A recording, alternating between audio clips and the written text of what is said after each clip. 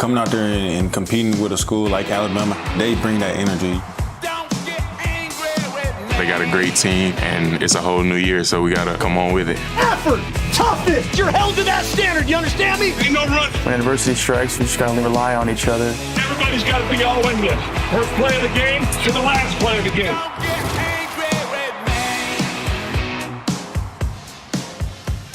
What a beautiful scene. Bryant-Denny Stadium has been the proving ground of so many big games, but the buzz and the build-up for this one is right up there. The most anticipated on-campus collision of the young college football season.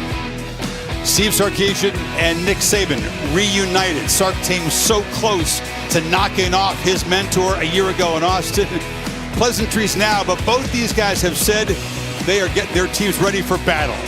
Welcome to ESPN College Football Primetime, presented by IHG Hotels and Resorts.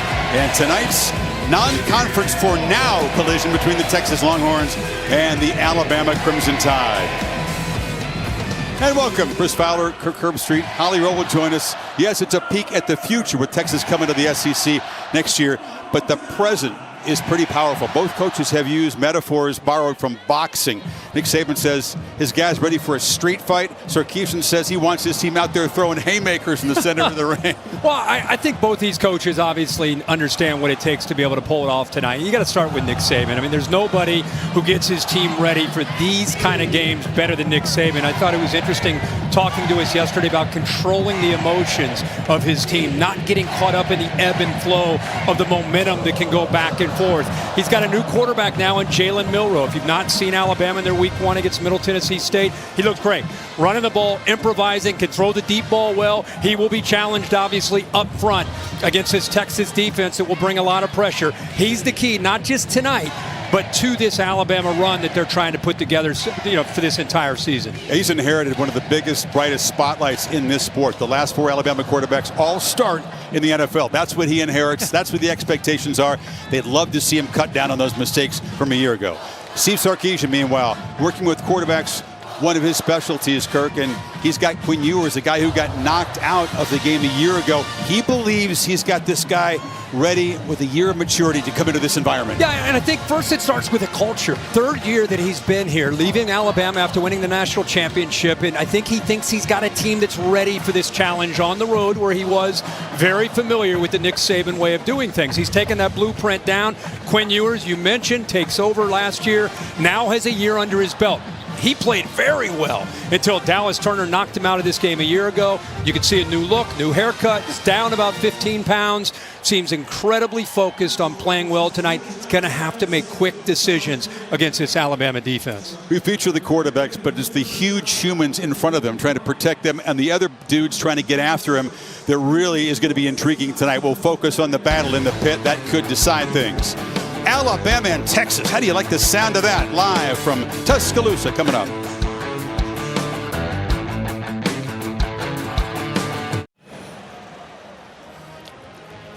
Now to honor America, the $1 Million Band from Alabama with our national anthem.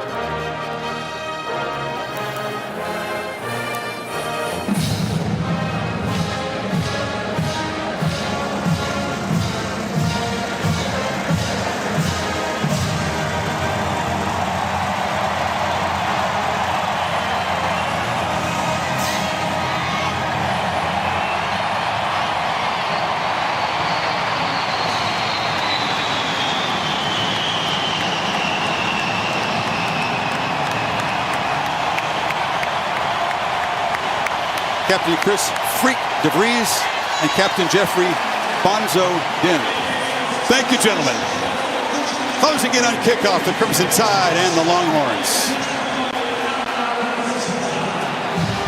ESPN College Football Primetime, presented by IHG Hotels and Resorts, is brought to you by Allstate, proud sponsor of the Allstate Crossbar Classic, and T. Rowe Price. Invest with confidence.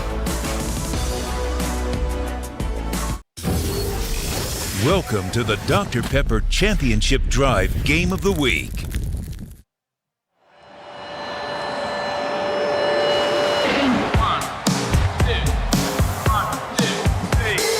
You can't beat the classics. Take Texas and Alabama. Like them or not, it's the truth. Last year, they produced an instant hit. Alabama comes from behind late. Nobody gave us a chance in this game. But in the end, it still stings.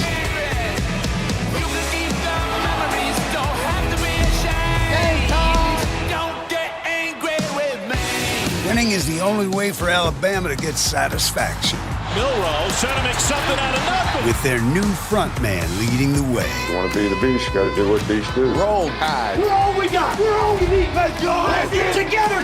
It's the Tide and the Longhorns meeting for the first time in this venerable stadium. When you see it and feel it, you know it's a classic. Texas, Alabama. Only one thing left to do. Let's rock and roll. And welcome to a presentation of the SEC on ESPN, the Dr. Pepper Championship Drive Game of the Week. Certainly two programs that believe they have championship caliber teams this season. Plenty of championships in the DNA of both Alabama and Texas. And the Longhorns take the field as underdogs, but a group that Sarkisian believes has significant leadership. And he wants them to cut it loose, Kirk, play and have fun tonight. They did it a year ago, much easier in Austin than to take this man on in this stadium, but that's the goal. He said that's who we are. That's our culture, and that's what we got to do. Most teams don't do that when they come in here. Most teams don't win when they come in here as visitors either. That's the longest home winning streak in FBS, 21 straight. The coach is as businesslike as his law enforcement escorts, and the team behind him is too. They don't charge out on the field. They kind of trot out. There's almost a swagger to it, and it's deserved.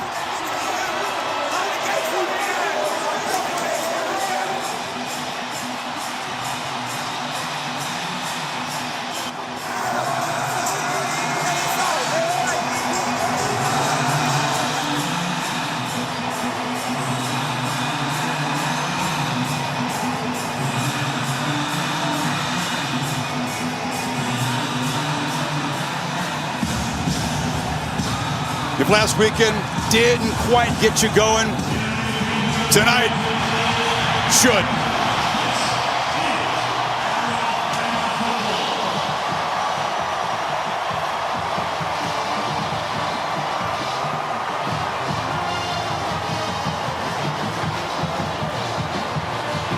They don't lose regular season games to non-conference teams, and Texas is, of course, for one more season. 56 in a row. Going back to Shocker and Saban's first season. Sarkisian, the Boyles Award as the top assistant under Saban in 2020, calling the plays. And there is Milroe. So much of the focus on the quarterback position in Alabama in recent years. They'd like to spread that focus around, right, to the running game and the defense, re-emphasize those qualities. Yeah, I think that's, it's kind of a mixed bag right now. They're trying to establish that identity with Tommy Rees. There was talk in the offseason. Nick Saban wanted to get more physical, be able to win games up front. Of course, Texas would like to get back into the championship contention. It's been a little while, but most wins in FBS history. They rank 3 and 5, and Alabama is breathing down everybody's throat. And we talked about the physicality at the line of scrimmage. Alabama's always been known for that, but they think, taken it to another level, or the level that they had when they were the dominant team. Yeah, and I think you go back to early Nick Saban, the Derrick Henry, big physical offensive line, win with defense, special teams, field position. Then he brought in Lane Kiffin, then he had Mike Loxley, then he had Sark, and it was a very different game. I think Tommy Rees, it's going to be a blend. I think he wants to be able to control the line of scrimmage, get into two tight ends, and dominate. But I also still think with Jalen Milroe, you're going to see a lot of spread because he's so good in space as a runner and a passer. So I think it'll be a blend. But we're actually going to be learning as we watch, including Nick Saban watching his quarterback this year. Learning about the new quarterback and the two new coordinators for Alabama. There always seems to be turnover there, but the beat goes on. Let's get down to Holly Rowe now, who's got Coach Saban. Well, Coach Saban, you've talked to your team this week about playing with emotion, but also having composure. What will your quarterback, Jalen Milroe, need to do to have both? He just got to take his emotions and focus on what he needs to do intentionally to do his job, do the little things better, simple things right. So I think it's more important that we're physical up front on both sides of the ball in this game so we can help him play well. Your secondary had some guys banged up, but both warmed up and have moved well. What is your expectation for your safety and your star? They're both going to start the game, so we'll see how they hold up. Thank you, Coach. That is the key. Those guys are going to be under pressure against the Texas playmakers, so they have full mobility. No surprise, Saban deferred after winning the toss, so Texas will get the football first, and we'll see Quinn Ewers come out of this cauldron of noise. Didn't make a big deal out of the fact that he was knocked out of the game on a roughing the passer penalty a year ago after lighting it up in the first quarter.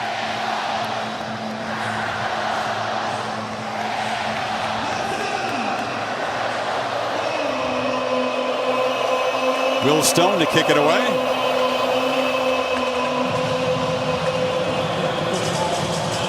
I should say Will Riker. Keelan Robinson, of course, transferred from Alabama, back to receive.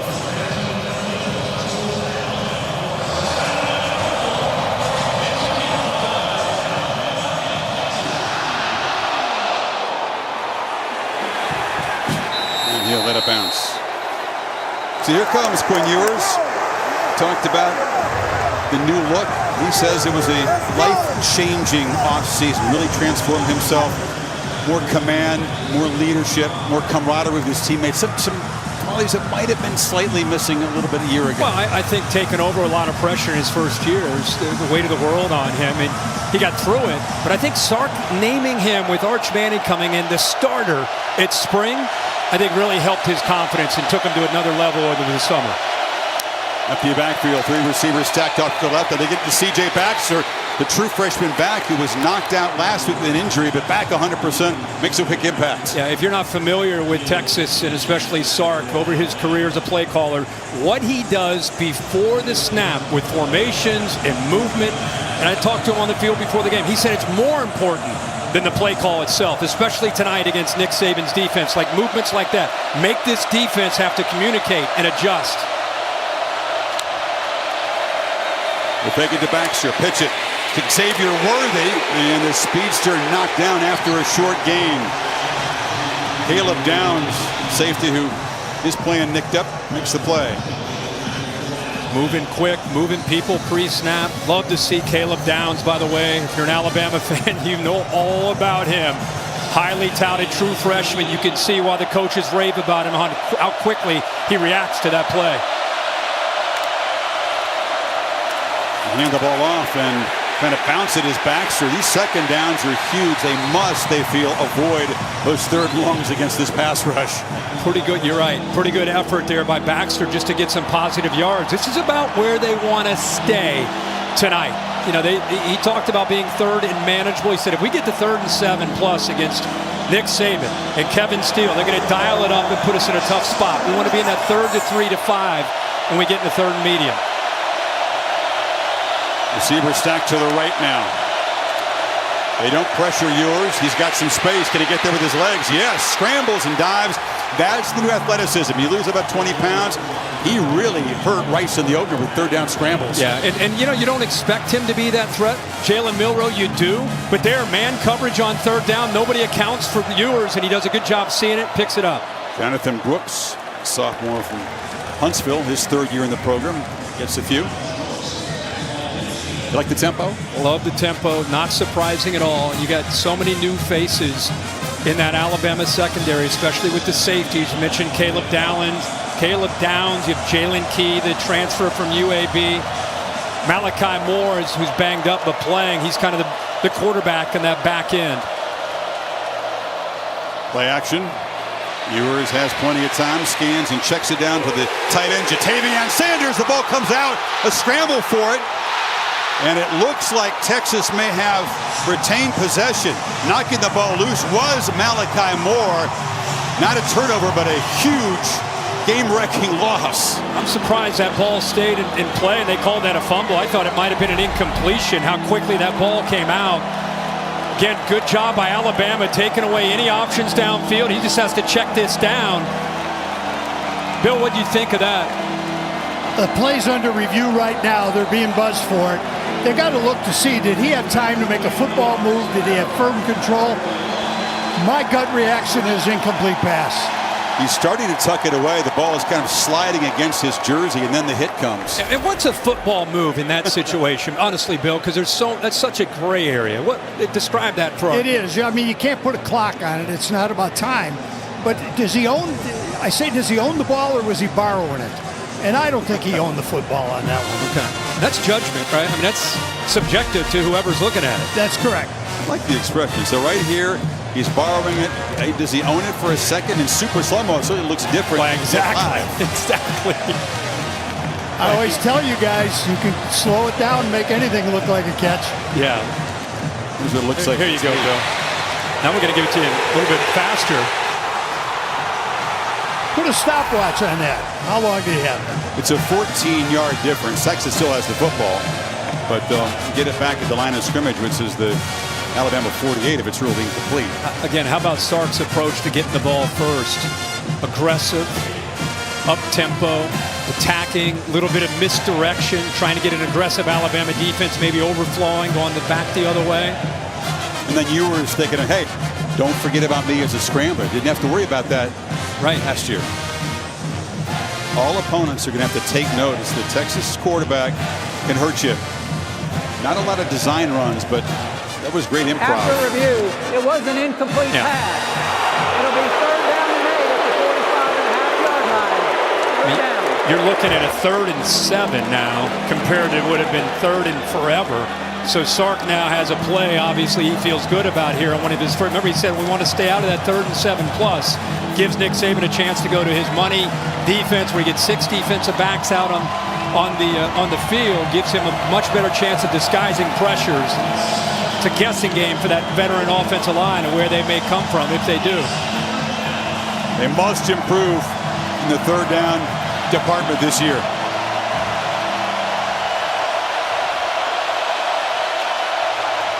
We're going to hand it off to Brooks. He plows across the right side and picks up a few, but is well short. Deontay Lawson made the tackle. And of course that play call makes you think in plus territory. He's thinking about getting 3 or 4 yards to set up a chance, a better chance here now at 4th down and about 5. So he runs that play to set up this play right here. Trips to his left. Still a bit of a gamble. You don't make it, Bama's going to be set up with great field position. Also thinks it tells you about his mentality. He's here to win this game, willing to be aggressive. Let's see if they actually do snap it. Play clock's at 5. And we'll see if it was just a bluff. Deafening in here.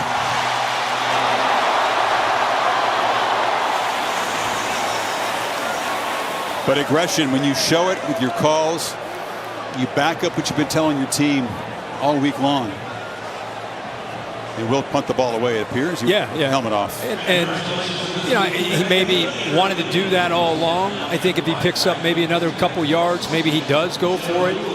But now he's going to try to pin Milroe and this Bama offense in their first series down inside the 10-yard line. Went to the portal to get a punter from Stanford. Ryan Sanborn's a grad transfer.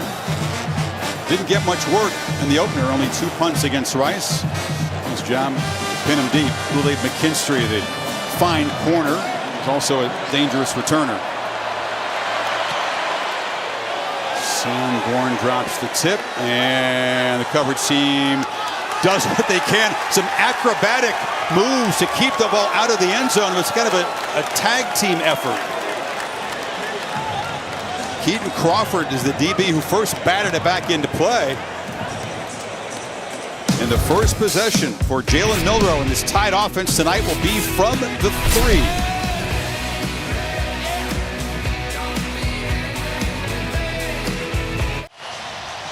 AT&T 5G clicker Kirk revealing a mental error by Alabama. Yeah, you see right here you have Keaton Crawford who's getting downfield. And what's interesting is Trey Amos at the top for Alabama saying we need another defensive player out here. They only have 10 guys on the field. Crawford gets downfield because nobody's across from him. Bama with 10 guys, he ends up making that play to put him on their 1-yard line. Chase McClellan, part of that running back rotation, the best all-around back in this team, and he just drives those legs and picks up 9. Well, that's one way to overcome a mental mistake by Bama. You give it to the big guy. Remember, they got a big offensive line in front of Jalen Milroe. 3 guys over 350 pounds pushing people around, and good, hard, tough running by McClellan there on that first play. Ran for 2, threw for 3 in his debut. No Bama quarterback had ever done that in a game. He ended up the middle again, and McClellan moves the chains. 2 plays. They pick up about 14. Jalen Catalan with the tackle. Talk about the beef up front. There are 3 guys over 350 pounds. Both Proctor and Latham. The tackles go 360. It's enormous. Yeah, I mean, you really don't see that even in the NFL. These are big guys. True freshmen, by the way, the left tackle, Proctor. Milroe. Clean pocket, flips it across the middle off the hands of Amari Niblack. The concern is in the middle. Seth McLaughlin is a mere 305 at center, going against big Tavondre Sweat and Byron Murphy. Yeah, and I think that's the matchup we've all talked about all week is Bama's size up front against Texas. You would think, okay, Texas trying to get ready for the SEC. Do they have the manpower up front? They do with Sweat, Murphy, Collins, Broughton. They rotate a number of guys to stay fresh in the inside. 2-back look, Roydell Williams joining Fowler, and they flip it instead of the edge, and that's McClellan showing his versatility. Excellent pass receiver, and it's another first down. Love to see this call.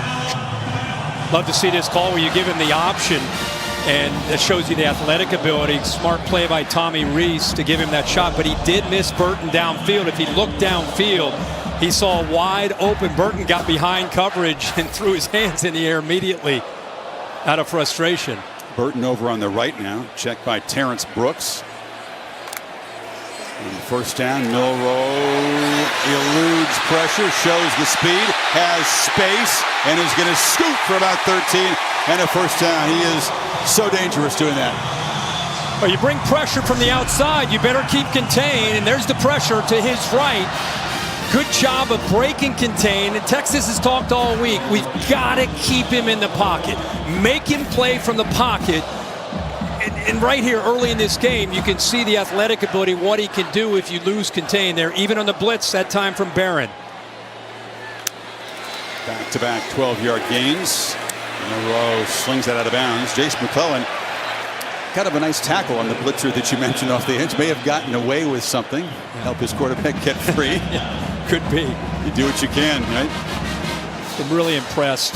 Talking to the coaches, watching Milroe in that first game against Middle Tennessee. Tommy Reese comes in for Billy O'Brien, who's now back in the NFL with the Patriots, getting ready to call plays tomorrow. And everybody wondered what kind of offense it would be, who's going to win the quarterback job. It was actually a question coming out of spring and going into camp. Milroe ends up winning it.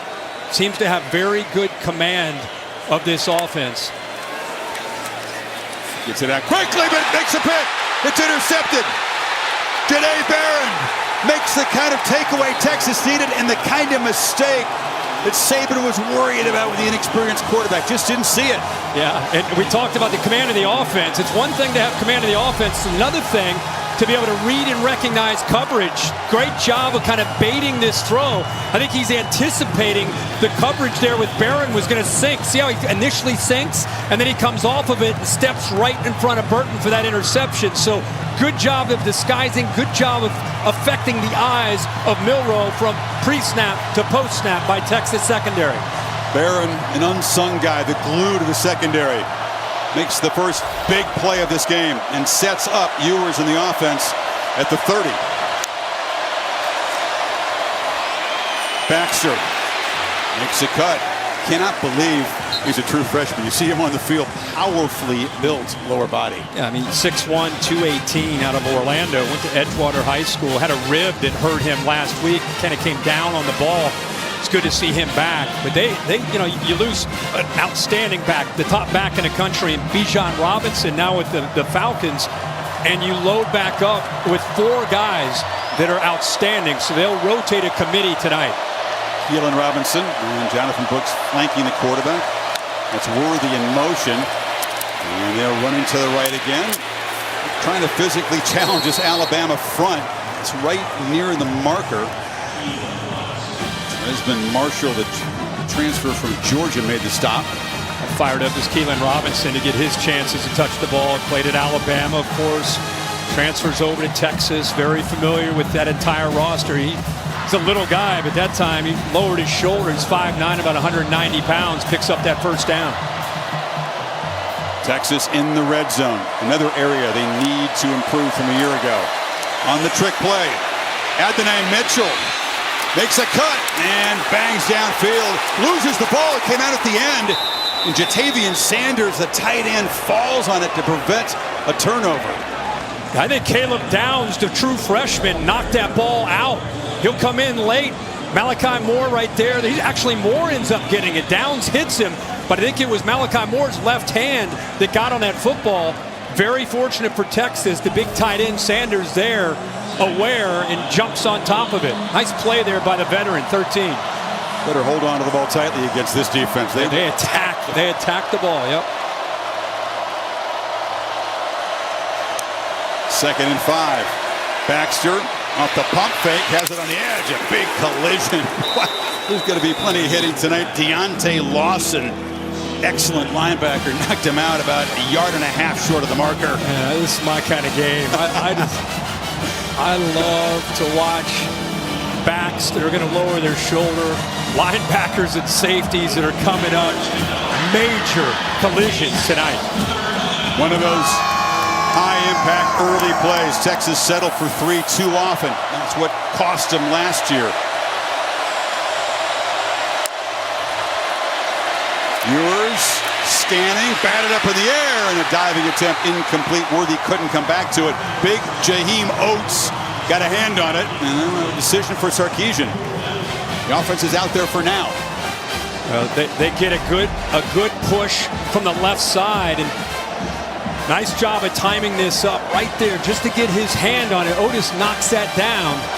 Sark's got another decision here on 4th down. And Xavier Worthy is his go-to guy. He's matched up one-on-one with Kool-Aid at the top up here.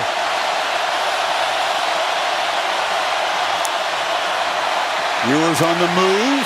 Flips it short. Catch made. First down converted. That's Sanders knocked out at the 5. The gamble pays off. Yeah, recognize he's going to get man-to-man coverage. Uses Jordan Whittington, 13. Almost sets a screen. He was the inside receiver. Works to the outside. And a good job because of that man beater. He's able to use him almost like a pick to get underneath him. Affected the defender. Made it an easy read and throw that time for Ewers. So remember that. Conversion there on 4th down. Job still far from done. 1st and goal from the 5. Play action, Ewers, slant, and incomplete. Malachi Moore arrived to knock the ball loose. Jordan Whittington, the intended receiver. Now he's looking right here on an RPO. Find out if the freshman's going to come down. You see him come down. Once he comes down, that tells him, okay, let's pull it. Hit that slant right behind it. Ball just a little bit high to Whittington. Probably could have gone up, climbed the ladder, and come down with that ball. But good recognition there on the RPO by Ewers. It's tough to beat Malachi Moore in a matchup down by the goal line. 2-back look, Robinson and Brooks. Hand off. And nowhere to run. Robinson stacked up right at the line. It's going to be 3rd and goal. Boy, Chris Braswell, we always think about Alabama edge guys and we think about what kind of pass rushers they are.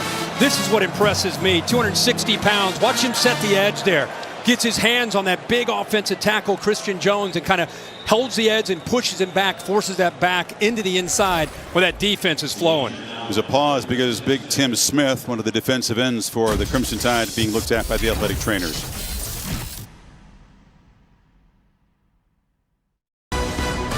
ESPN College Football Primetime is presented by IHG Hotels and Resorts, 18 hotel brands, 1 loyalty program.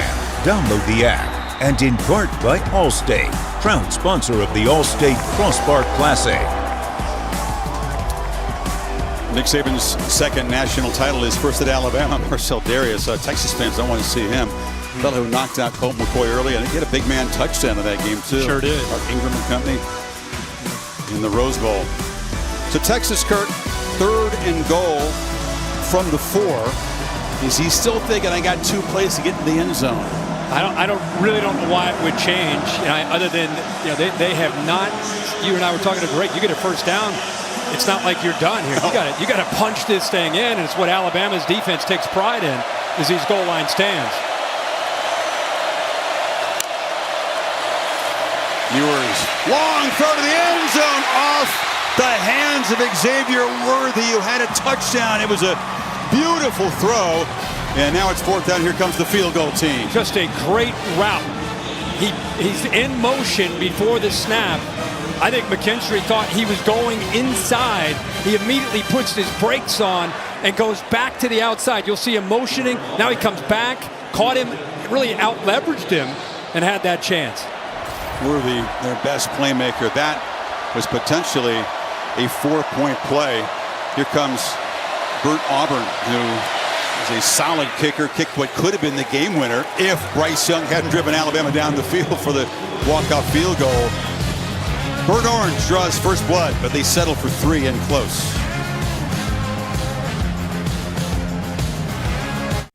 Matt Berry in our college football studio with our Chick-fil-A move on the field. And Tyler Van Dyke, 5 touchdowns on the day. This one to Jacoby George. 50% great move by George. 50% awful tackling by Texas A&M. They're getting routed in Miami.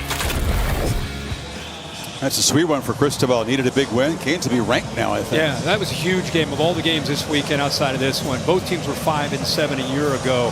Somebody needed that to kind of create some momentum, and the other team, in this case A&M, back to the drawing board. Fair catch by Kendrick Law, so the Crimson Tide will take over.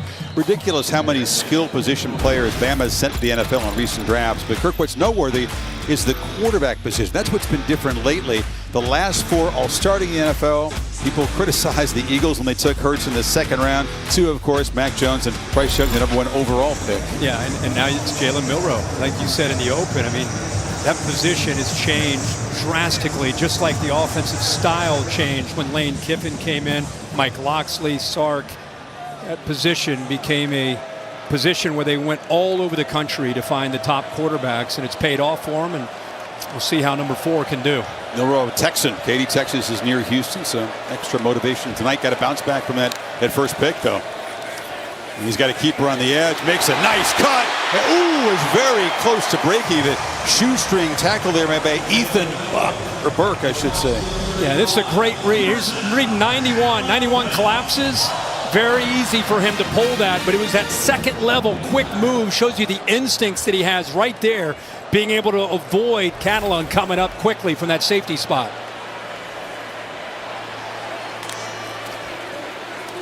Handed off McClellan, so McClellan bangs forward, still running. He's running hard tonight into Texas territory at the 49.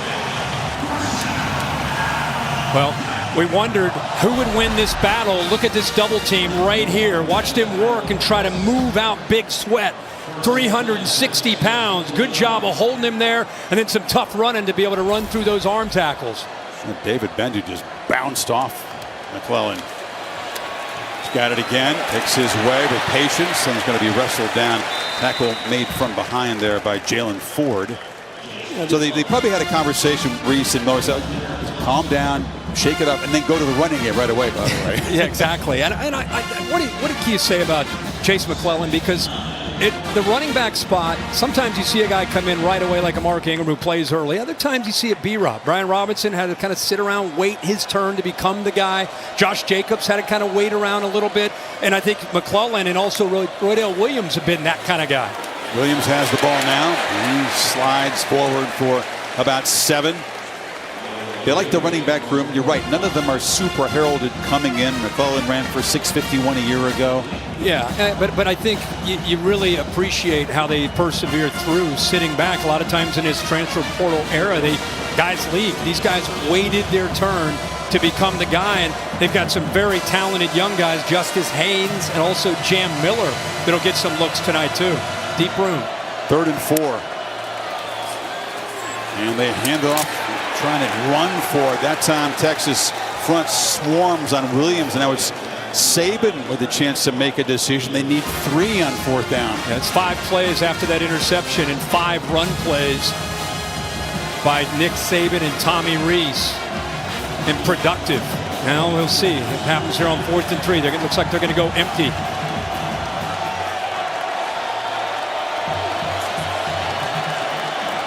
The early chance for Texas defense to keep building the Longhorns' momentum if they can get off the field here.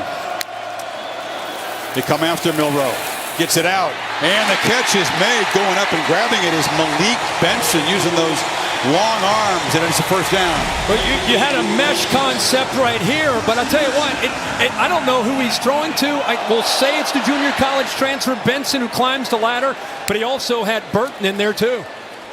Moving quick and flipping it short to Amari Niblack, and the tight end is going to be knocked down after about a 4-yard gain. Give him the benefit of the doubt on that one. Yeah, I will. That's first throw of this series to be able to pick up that conversion, and then they go back to working the edges. Run up the middle, work the edge. Texas trying to rotate some fresh bodies on this field. And Bama running some tempo here. McClellan has a crease, and he's going to be knocked down, but not before they move the chains again inside the 25. Catalan stopped him. McLaughlin to center. Love how he turns his body to the left. Watch him turn that Texas defender, Murphy, and opens up a nice hole. Also the right guard, Darian Dalcourt. Very nice job by this offensive line. They knew the challenge. They heard about it all week. Texas is big. They're deep. They're strong. Are we going to be okay up front? They've taken that challenge personally.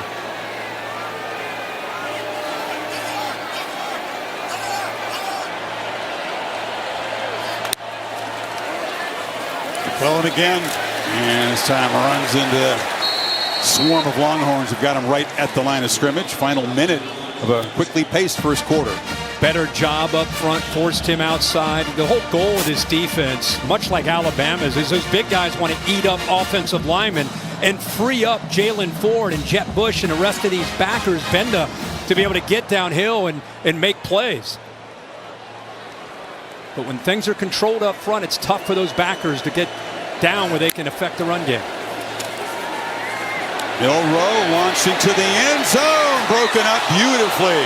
Ryan Watts, excellent cover corner, Ohio State transfer, denying Brooks a touchdown. And watch the eyes the entire way. Doesn't bite on that at all. Perfect technique there by Watts. In position, a veteran guy. Started all last year with that length. Keep in mind, he's 6'3" as a corner. With that length, he almost came up with an interception, but really impressed by the eyes looking back at the quarterback. Watts' motivation, he let Bryce Young get away on the scramble last year that set up the game-winning field goal. I'd love to atone tonight. Nice play there. Milroe backpedaling and flips it at the last minute, incomplete. Roydell Williams had worked free down the sidelines, and that will be the final play of the 1st quarter, and it's 4th and 10. So the Crimson Tide figure to send out the field goal team to begin the second 15 minutes. The visitors from Austin on top, 3-zip. Back after these messages, you're watching ESPN College Football Primetime.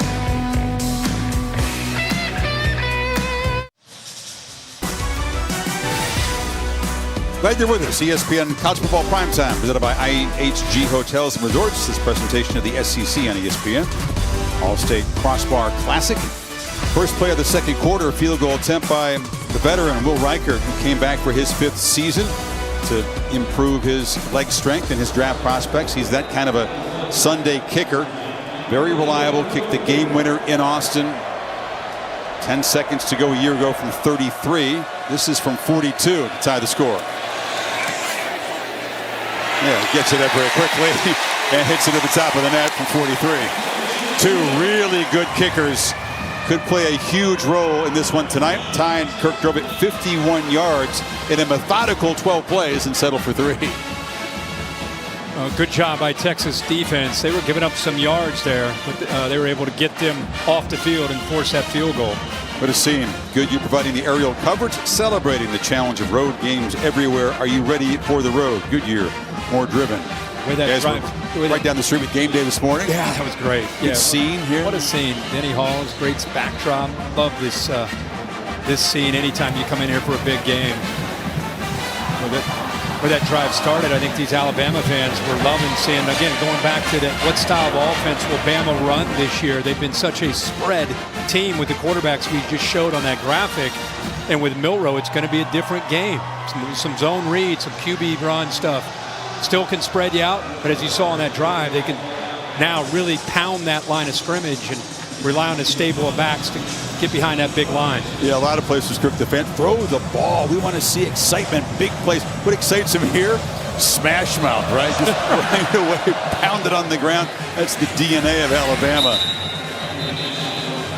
Here comes Quinn Ewers, who's had a lot of different looks. There's been a lot of focus on the hair, and also let's focus on the scale, because he was 205. Texas dropped down to, well, actually up to 207, up to 218. He kept gaining weight, and then this year a real commitment to his diet to drop down to 195. Feels more athletic, feels more comfortable running the ball. Yeah, and I just think talking to him this week, he's just kind of got his life in order off the field, you know, his priorities.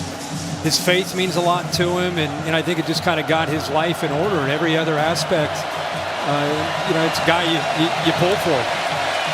Been through a lot in Austin, just a couple years. Downfield shot, launch for Worthy, and it's incomplete. Tracking over was Caleb Downs, the safety. Well, they have been running the football. They've been throwing a lot of quick throws. This time they rely on that offensive line to be able to hold up there. It gave him a great pocket, and they're trying to hope that the safety, the freshman Downs, might be getting his nose up there thinking about a quick pass or a run. But he showed some good discipline getting back there to be in position. If that ball was accurately thrown, he could have been able to come up with that pick. Such an off-season emphasis. It was not a strength of Ewers a year ago throwing the deep ball. 0 for 7 from beyond 20 yards against Rice. And it's tough to move the ball against defenses like this if you can't make them respect the downfield threat, stretch the field. Short gain, and now a 3rd and long. And again, Alabama's style forever, since Nick Saban's been the head coach, is keeping 2 safeties back. And they rely on their 3-4, 3 down linemen and 4 linebackers to stop the run. If you can't make one of those safeties have to come down because you're running the ball on them, and they can stop the run with 2 safeties back, you're going to have a long night. 3rd and 7, typically no fun for opposing offenses. A rush 4. Ewers has time, flips it, completes it, and a first down. Jordan Whittington made the catch, absorbed a hit, and moves the sticks. Really good route, but nice job with the pocket presence. Here's your route right here, but watch how Ewers kind of navigates the pocket. Doesn't panic, works it, keeps his eyes downfield. Outstanding route there on 3rd down, but let's give that offensive line, that veteran group, tip of the cap for holding up on 3rd down. And Worthy, it's a backwards pass. He can throw it. Launching downfield. Contested ball. Is there a flag? Yes. Terrion Arnold was defending. Adonai Mitchell just grabbed the jersey. Yeah, he grabbed it on that shoulder pad, on the top of the shoulder pad, grabbed the hold of that jersey. We all know that Mitchell, with his experience at Georgia, he can get downfield in a hurry at 6'4". Pass interference. Defense, number 3. It's a 15-yard penalty. It is first down. Such a focus on penalties for Alabama a year ago. 15 in the escape at Austin, most in the Saban era. Yeah, lateral, so he can throw this ball. And if you look close, you'll see, without a doubt, Arnold started to feel threatened. He does a good job right there. He grabs onto that jersey, and he does it again. And again, he held on to that for about 10 or 15 yards. I said that because that's probably when you're coached to do, right? It's going to be a touchdown, he believes, if he doesn't grab the jersey. Now, he might have had his eyes starting to peek at Worthy, thinking about that quick throw to him. Got out of position just by about a half step. So Texas back in Bama territory. Ewers from the pocket. Now he'll loft one downfield. A ton of air running underneath it. Worthy's got it for a touchdown. The deep shot this offense has been seeking desperately. They strike from 44. What a throw by Ewers and a great read. He's looking right here to read the safety key. And if he bites up on this underneath route, he's going to take a shot. You can see how he feels. Okay, I got him where I want him. Let's put it up in the air, one-on-one against a freshman. And he goes to one of the top receivers in the country, Worthy, for a huge play for the Horns here early. You can see what it means. Not just a touchdown, but a deep shot.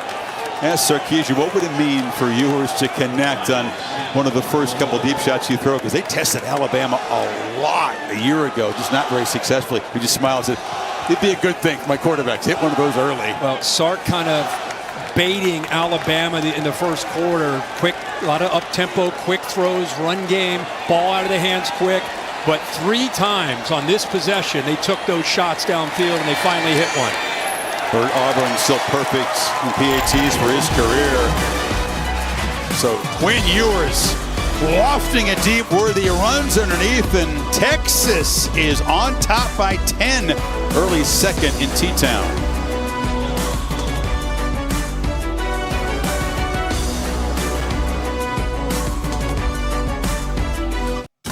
You're watching the All-State Crossbar Classic. Don't forget that Texas 3rd and 7 conversion to Whittington early in the drive. Then the double pass draws the pass interference. The 44-yard strike to Xavier Worthy. Stone to boot it away, and a pretty throw. Oh, this is beautiful. And again, good protection, but watch how high. This is a moonshot. Hopefully Russell Wilson somewhere is watching this, because that's how he throws it. Way up in the air to give your receiver a chance to adjust as a progressive pylon cam to show you that beautiful catch. And how about Worthy? Drops the ball earlier for a touchdown, and a great player bounces back and makes a great play here for Texas's offense. I tell you, Ewers looks different than he did last year. Literally, but also not just literally. Just the poise in the pocket, that third down throw, moving around, navigating his way, not panicking. Yeah, they won't panic at Alabama, but this is a challenge for Milroe. They go back to the ground here. Waydell Williams hammers straight ahead. Texas has got to be honed in on that right now. Yeah, Bryce Young's not here, right? So this is where we're right in front of our eyes. We are going to learn about the Alabama team in 2023. Down 10-3. How do you respond to adversity? Bryce Young saved this team last year in this game, especially in the fourth quarter, and he did it so many times. Anxious to see how this team, not Bryce Young, the team responds. Milroe flips it to McClellan, who motioned out wide, and he just dropped the ball. Had a lot of space. Looked his eyes on Jade Barron. Yeah, he looked up at Barron. He started to think about what he was going to do before he was able to watch his head. I mean, he literally just right there starts to peek, thinking about, let me make a move here to get around him. Tide yet to convert. 0 for 2 on third. Need 5 here.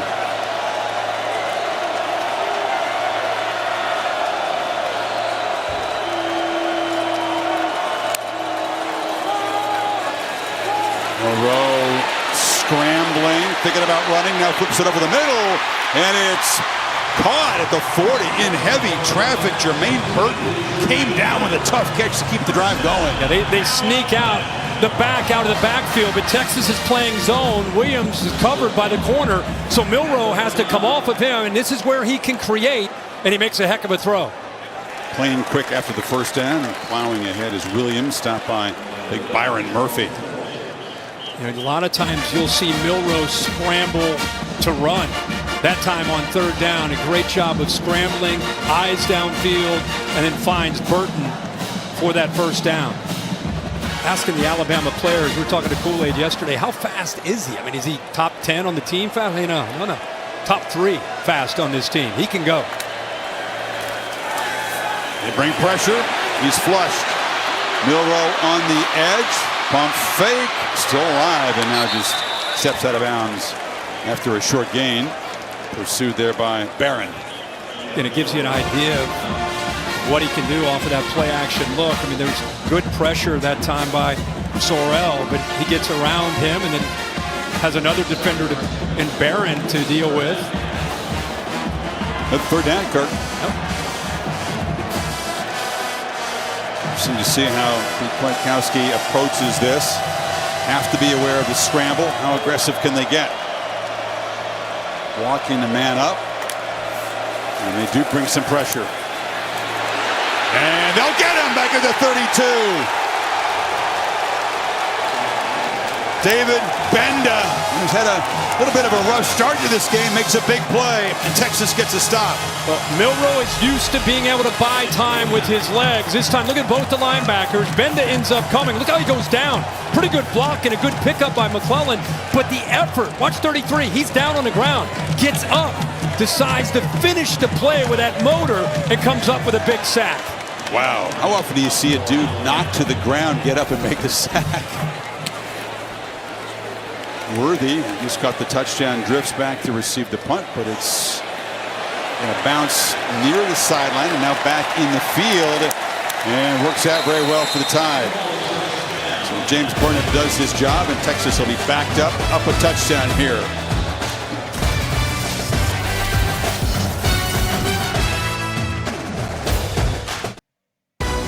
ESPN College Football Primetime, presented by IHG Hotels and Resorts, is brought to you by Allstate, proud sponsor of the Allstate Crossbar Classic, and Dick's Sporting Goods. Every season starts at Dick's. Good buddies Dale Royal and Paul Bryant. Goal line stand for the Horns. None of the Orange Bowl stopping Joe Namath. SEC Commissioner Greg Sankey here. There's David Cutcliffe. He's a special assistant coach.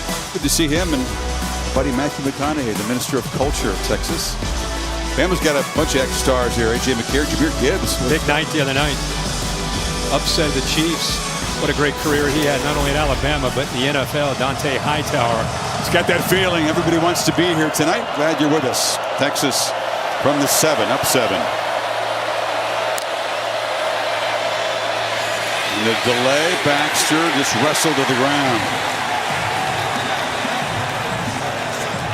Flag there.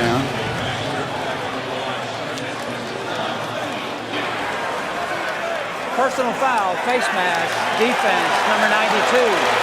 15-yard penalty. Boydby reached up with it, big arm, and dragged the freshman down. Yeah, he sure did. Just trying to chase the ball, but that left hand gets up high and brings that freshman down. And Texas, after horrific field position, Bama got exactly what they needed with that great punt. But now that 15-yard penalty gets him outside of the 20. Bama fans thinking, oh no, not penalties again. Very nearly cost him that win a year ago.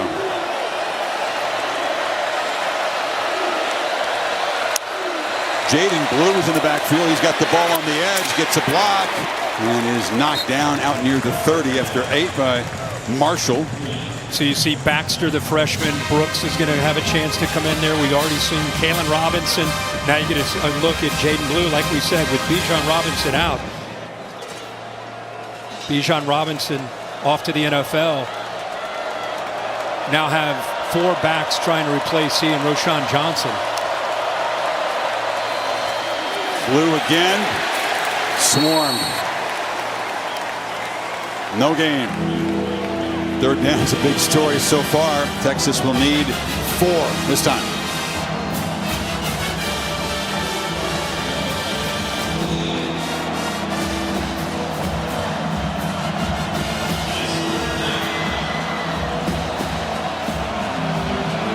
Sanders, Worthy, stacked to the right.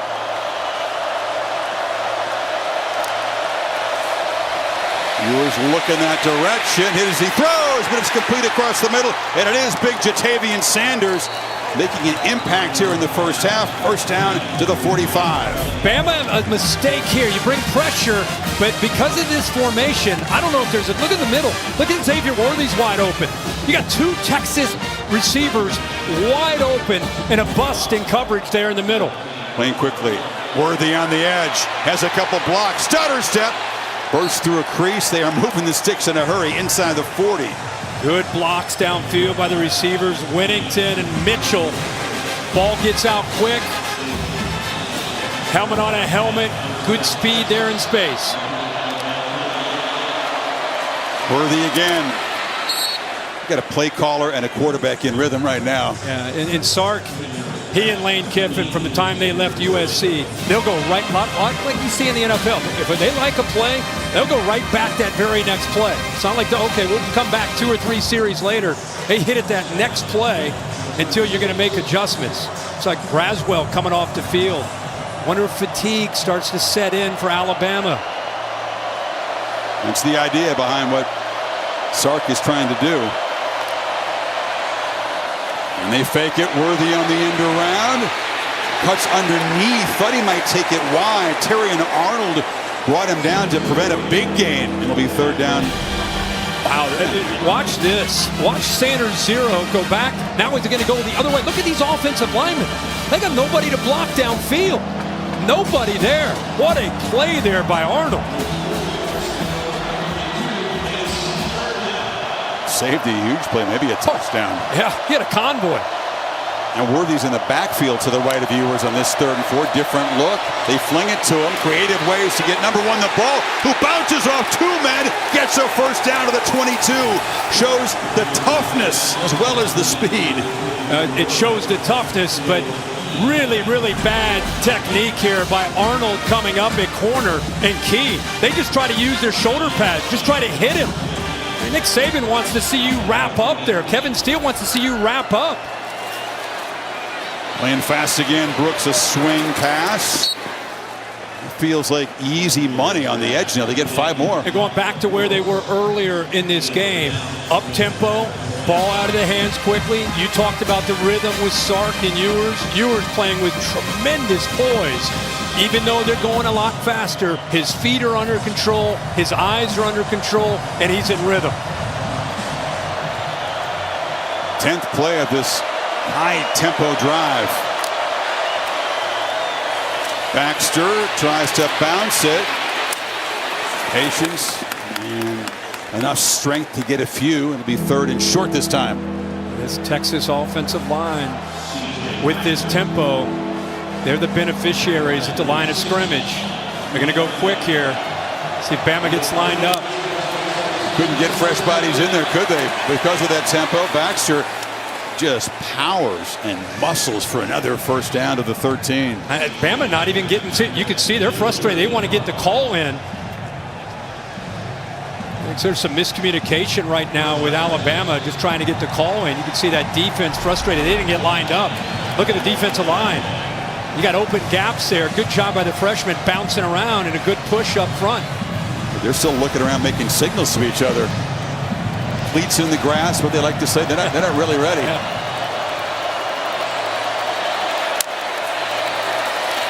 On the edge, catch made by Whittington, and he's going to be tackled. Now back in the red zone, Kirk, and another one of those critical series here as Texas would love to stretch this to a 2-touchdown lead with halftime approaching if they can. Got 12th play of this drive for Sark. A lot of it has been tempo. Bama now trying to adjust, trying to get some fresh bodies on the field.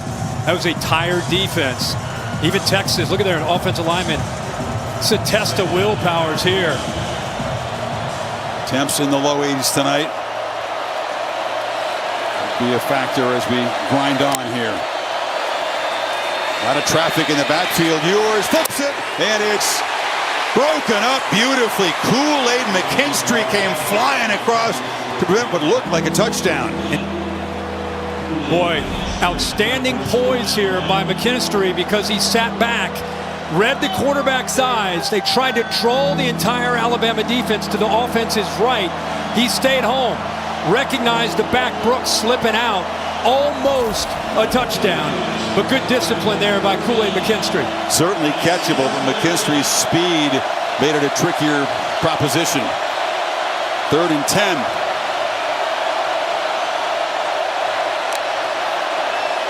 Pressure. Ewers escapes, makes a move, and will stumble forward. He'll be stopped at the 10. Deontay Lawson knocked him down. The Tide didn't get a stop, and here comes the field goal team. Yeah, they're going to bring pressure right here. Kind of rolling the dice, getting aggressive, trying to be able to affect the timing. Ewers thinking, we saw him scramble for a first down earlier on a big 3rd down play. This time takes off, but they're able to rally to the football with eyes on the quarterback. So Auburn kicking against Alabama, which somehow feels appropriate. Good from 22 earlier, this from 29. And he is still perfect in the night.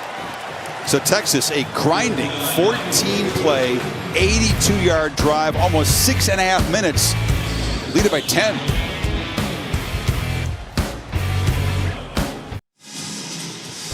Light show, music pound, trying to get the folks going here. Goodyear providing the aerial coverage, road tested and game ready. Are you ready for the road? Goodyear, more driven. You know you're ready for this. Opener of Monday Night Football. Have you heard about the new quarterback for the Jets? Aaron Rodgers against the Bills. Joe Troy and the gang at 8 Eastern. You heard of Josh Allen? I have heard of him. It's going to be a great game. That is a great way to kick it off.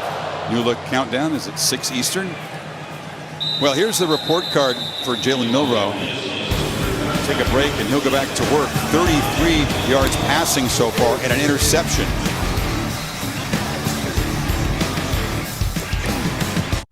I'm Matt Berry. Coming up in the Mercedes-Benz halftime report. What a day of college football we have. Colorado, a Shador thing at home. We'll have highlights of that. Plus, Aggies agony in South Beach. And Notre Dame, plenty of Hartman again today. Dan Mullen, Joey Galloway join me coming up on the Mercedes-Benz halftime report.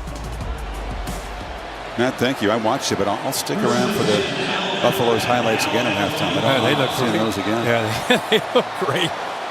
Okay, 4:05 before halftime. Can Milroe get something going with the pass game? Instead, he takes off quickly. This is what he does best. Makes a cut and quickly sprints for 20 yards. That's a design draw here for the quarterback. He loves to run. Tommy Rees told us yesterday, this is what he loves.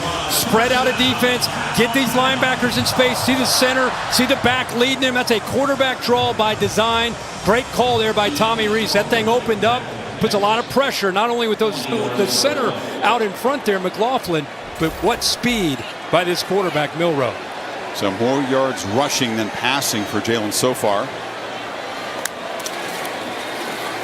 Hands it off. McClellan simply cannot get the edge. Good pursuit out there. It was a nice play by Catalon. Yeah, boy, Catalon, the transfer from Arkansas, built a reputation as one of the more physical linebacker or safeties in college football when he was at Arkansas and had the ACL last year. He sits out. Texas fans are going to fall in love with his energy and his aggressive nature. You saw that right there and how quickly he came up. Plays with a lot of passion. A little bit reckless at times, but in a good way. Pressure. Milroe backpedals and just has to throw it away. Aaron Sorrell came after him. He's been a force. Good job of bringing pressure from the left and winning battles one-on-one. You see right here, eventually that's going to force him out. But watch these big defensive linemen win some one-on-one opportunities. Sorrell just beats his man, the freshman, Caden Proctor, on that left side.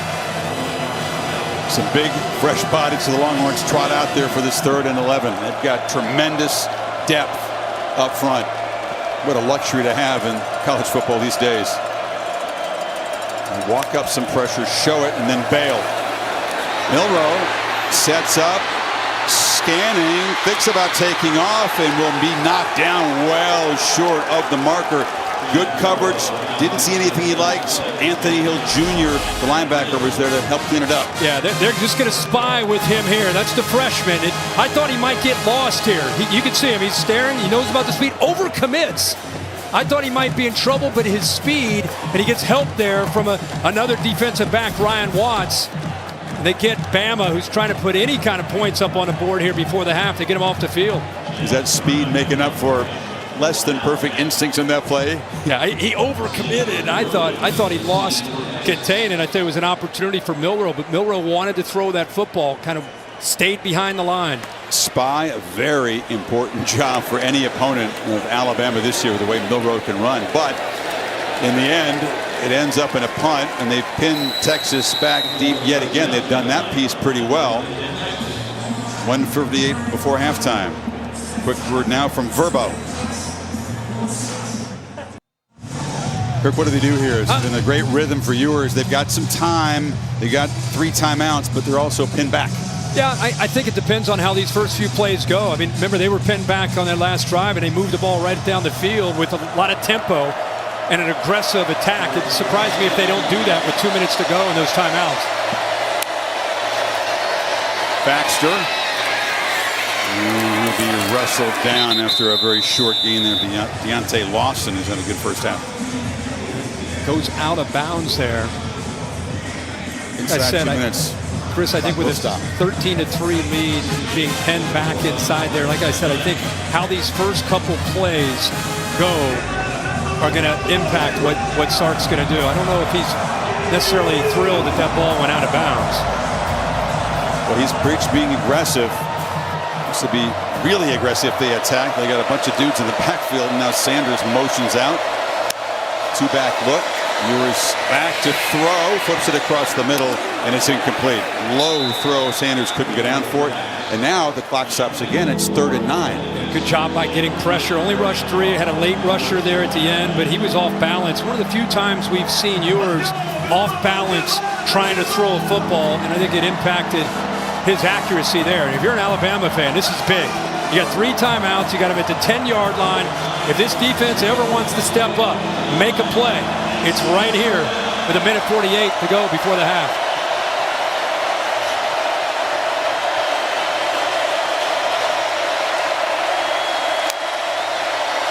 Fake it, and a high throw. Worthy couldn't come out, so that one just got out of the hands of Ewers. Malachi Moore was in the area. It's a quick 3 and out. They use almost no time. And Sarkisian will give the football back to Alabama with plenty of time before the break. Yeah, it shows you the confidence that he has in Ewers. Good pressure there. Even though you don't come up with a sack, you can affect the accuracy. You come in low to a quarterback, you can almost see him starting to get down to protect himself as he was throwing that football. So the pressure impacts them on those last 2 plays. Kool-Aid McKinstry drifts back. He's at his 45. Sanborn boots it away. That's a heck of a punt. Drives him all the way back to the 34. Coverage guys giving chase, and McKinstry will just get down. That was a tremendous clutch punt by Sanborn. There is a flag way back inside the 5. A 56-yard boot under pressure. That's how to win over your new teammates. See what the flag is about.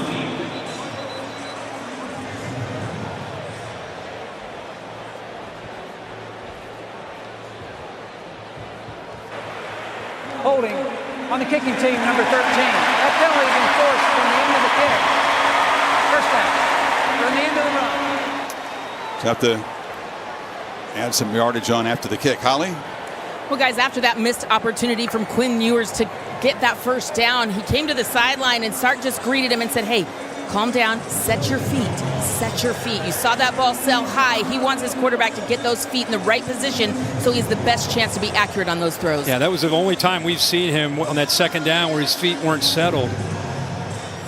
Jordan Whittington, at the snap of the ball, when Alabama was getting pressured, he tackled an Alabama defender before he could get in to pressure him. I'm surprised they're not going to breathe. This is a big punt. This is not necessarily, oh, you're going to get field position tapped on after. Yeah, you know, they'll have the penalty yardage at the end, but it's still a hell of a punt to push them back. Yeah, that was big. Years ago, you had to take the penalty and go back and do it or decline it. Now they allow you to tack that on. They get a few yards back here. From the 38, minute 34, and all 3 timeouts. Flips across the middle, and the catch is made by Kobe Prentice, his first tonight. Clock still moving. Here's the look right here to the right. Pretty good tackle. Straight up tackle. Put that receiver Whittington on defense. She lost a yard. Minute 9 Continues running. to move. They didn't spend a timeout there. Texas three-man rush, and they still harass Milrow, who somehow escapes and will just sprint to the sidelines. Murphy had him in his grasp, couldn't control him, but it'll be third down. I'm surprised. I mean, they're only rushing 3, and they're able to get by with quickness that time. Milrow, with his strength and speed, is able to get some yards. But right now, this passing game, if you're Texas, does not feel like a threat at all. Downfield, nothing. Allowing them to put a lot of their coverage short and intermediate. Across the middle. Catch made. Prentice still loose. Kobe Prentice will be dragged down, but a huge play down to the 31. Alabama's first big spark on offense tonight. Yeah, this time Crawford ends up getting surprised. Safeties get to the outside. It opens it up to the middle. Ball's got to be thrown on a line. And Crawford just unable to have awareness there to locate the football. 28 yards on 3rd and 8. Milrow escapes again. Man completely open is Prentice. They've forgotten about him. Makes a man miss and knocked down inside the 20. The athletic ability to keep these plays alive, but it starts to be a little bit of improvising, almost backyard football. Great job of locating that open man. It's this Olay. Yeah, not only the first down, but great job of working inside and then back outside to get out of bounds and stop the clock. So that big play on 3rd and long has suddenly ignited this Bama passing game. Out of the backfield as Williams, who fell down. Certainly they'll spend one of the timeouts now. Yeah, got all 3 of them. 24 seconds, and it'll be 2nd and 4. Sees Watts, the blitz. Good job of recognizing that. Gets it around Watts, who's on the blitz, and gets it out quickly there to Roydell Williams. If he's able to put that on the money, he's probably going to walk into the end zone. There was nobody out there on him. This game, not unlike last year's game. Texas had some opportunities to build a lead. They were up 3, could have been more tonight. The strike was from 44 yards for the touchdown, but in their 2 red zone trips had to settle for field goals. That's really the first time I think Texas felt threatened on that 3rd down. They've been able to get a push without blitzing a lot. They've been slanting, moving some people, but that's been able to allow them to win the line of scrimmage. So they haven't felt threatened other than trying to contain Milrow with his creativity. But the pass game's not been a factor at all until that 3rd down conversion. Can Alabama punch it in? Cut the lead to 3.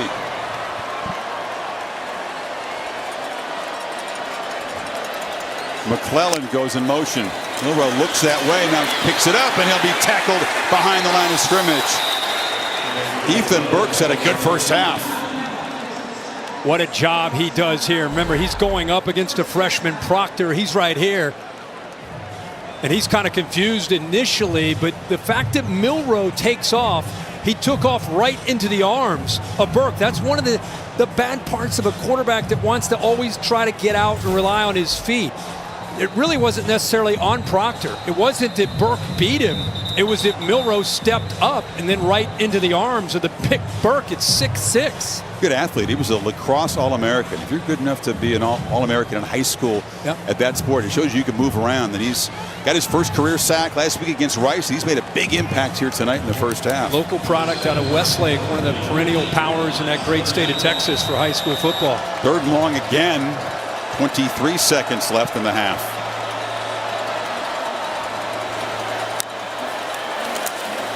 Milrow feels the pressure again, escapes it, tucks the ball, now thinks about throwing to the end zone, tipped, and caught in the carry for a touchdown. Jermaine Burton off the deflection. There is a flag down. However, there is a flag on the play. Chris, I think you got linemen downfield. When your quarterback runs around that much, you're going to have offensive linemen downfield. Lineman downfield, number 71, 5-yard penalty, 3rd down. Don't know if they saw it, but Miller actually tucked the ball when he was about 15 yards behind the line of scrimmage. You can't blame him for thinking he was going to run. Yeah, I mean, what a push, by the way, by Broughton right there. Somehow he fights out of it, keeps his speed alive. There's Sorrell diving, makes the throw. Offensive lineman downfield. He gets away with one. Jalen Ford should have come up with an interception. He had 4 last year. And it ends up being Darian Dalcourt, 71, who is downfield. Surprised it did bounce off his hands. He's got 7 takeaways in his last 8 games. 5 of them picks. One of the more productive linebackers you'll see. Clock is now a factor with 13 seconds to play. 3rd and 12. And another whistle and a flag before the snap. It's a false start. Tide misfiring down here in the red zone. Illegal snap. Offense, number 56. 5-yard penalty. It's 3rd down. Alabama catches a break here because McLaughlin, this could have been a fumble. Quarterback's not ready. Watch the ball move. Moves, and then he snaps. Great recognition by the umpire, and a break for Alabama. Bounce right up Milroe's chest. 3rd and 17. Still in field goal range, but see what they do here, trying to get a little bit closer. But they launch for the end zone. Milroe again on the move, taken off, a long way to run. Scoots out with 5 seconds to go, and Milroe, you figure, send out the field goal team. Yeah, Texas will take that. I think the frustrating thing is you got a quarterback right now in Jalen Milroe that as soon as he drops back to throw, he's getting out. He's not seeing coverage. He's relying on his feet. He's not even getting pressure. There wasn't a pass rush there, but he still wants to try to get out and try to create where he's more comfortable out on the edge of that defense. Puts a lot on his legs, and it reduces his field and choices. Still was his best drive as a passer. He's 4 for his first 4. They move it 50 yards in 7 plays, and Reichert, ultra reliable, cuts it to a 7-point lead at halftime. Sarkisian and the Longhorns controlling most of this first half, but not building the kind of lead they could have. Holly? Well, Coach Sarkisian, it's crazy and chaotic out here, but how would you describe the composure of your quarterback in this first half that's trickled down to your team? Well, I just think we're playing loose and free and confident football. You know, we've missed a couple opportunities, but I like the mentality of our team. I like the way we're playing. Jalen Milroe is difficult with his feet. You've been able to limit his throwing. How have you contained him so far? Well, we haven't contained him good enough, okay? So we got to do a better job of securing our edges when we're rushing and squeeze that pocket a little bit more. But I love the way our defense is playing right now. We're getting some critical stops. Thanks so much. Thanks, Holly. And his quarterback played well. Quinn Ewers, 138 yards passing and the 44-yard strike to Xavier Worthy. The Longhorns lead it by a touchdown in Tuscaloosa at halftime. Time now for the Mercedes-Benz halftime report. Take it back to our buddy Matt Berry and company. Welcome back to the Dr. Pepper Championship Drive Game of the Week.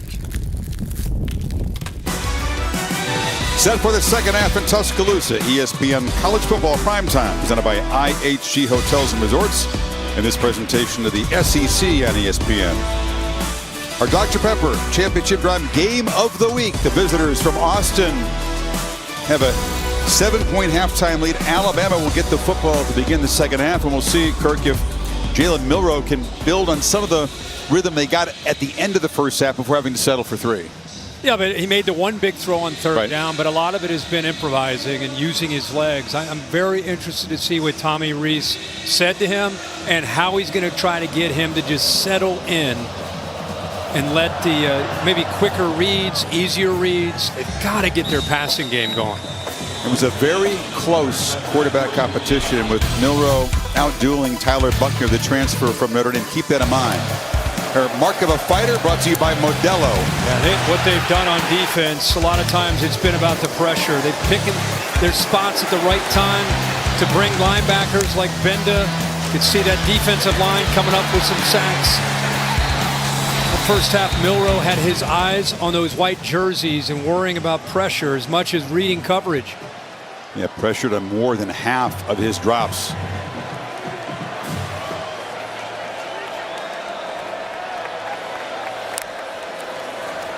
McClellan Tries to bounce it. And works hard to fall forward for about 3. Remember, Alabama had a nice drive where it was after the interception early in the half. They got behind that offensive line, and they had about 8 or 9 straight runs, and they moved the ball down the field. Now, some of that was some quarterback runs, some zone read, but they didn't throw the ball. They just relied on that running game. See what they do here as an adjustment. And McClellan makes his way. He's going to be stopped about 4 yards short of the marker.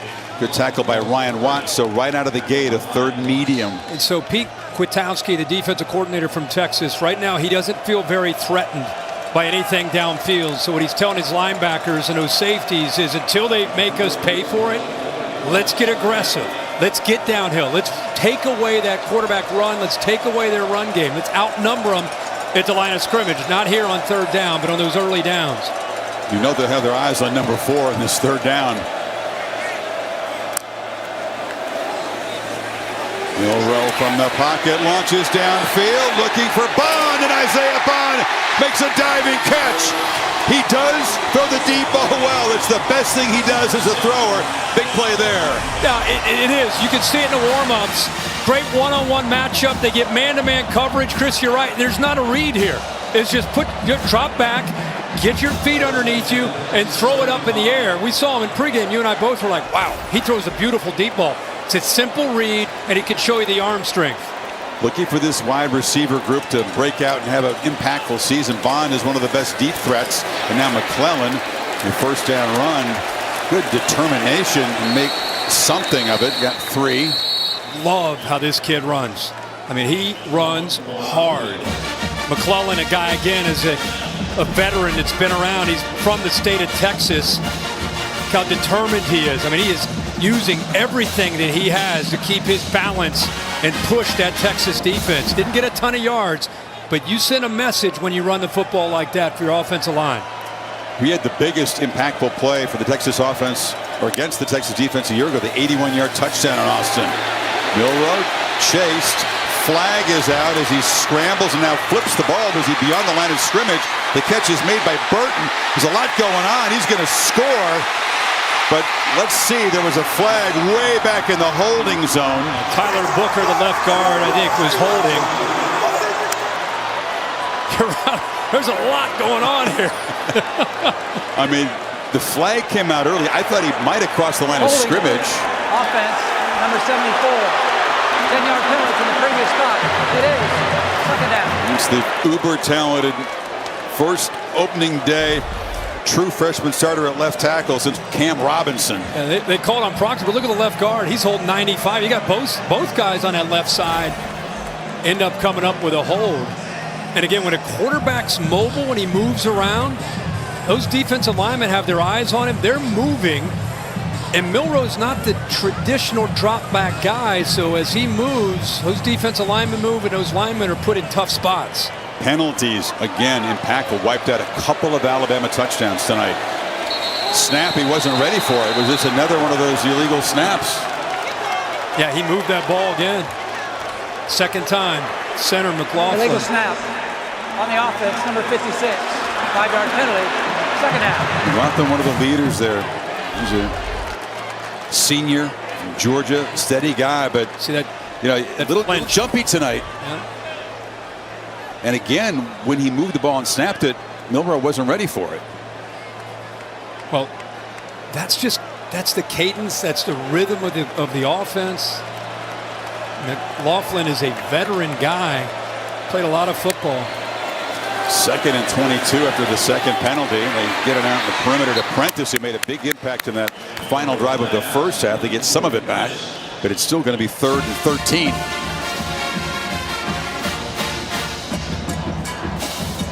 On the last 3rd down, they found a great matchup where they got Bond one-on-one against a nickel Barron.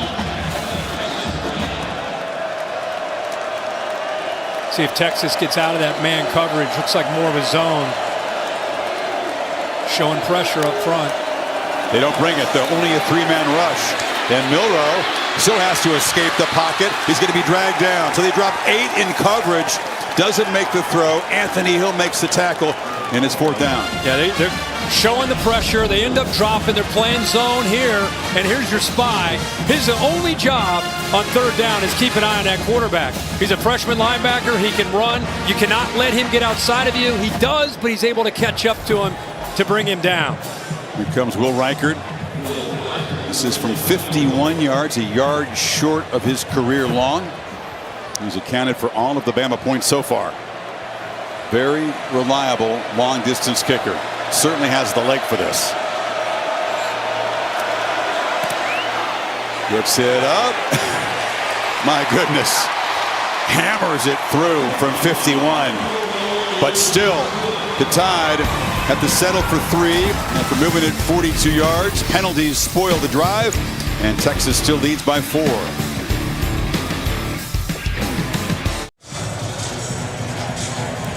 Checking in with Alabama coach Nick Saban at the half, and guys, he was so intense. He said, we are just not executing. I asked him, how could they gain more continuity on offense? He said, we've got to execute. We've run the football well. We've got to get back to doing that. And we saw them do that on that last drive. They have run the ball well, but the mistakes keep stalling drives. One other thing to keep your eye on, Caleb Downs, their phenomenal freshman safety. He is on the sideline. He's lost his lunch. He's not doing well. Not sure if he can return to this game. Is it an official medical term? Yes.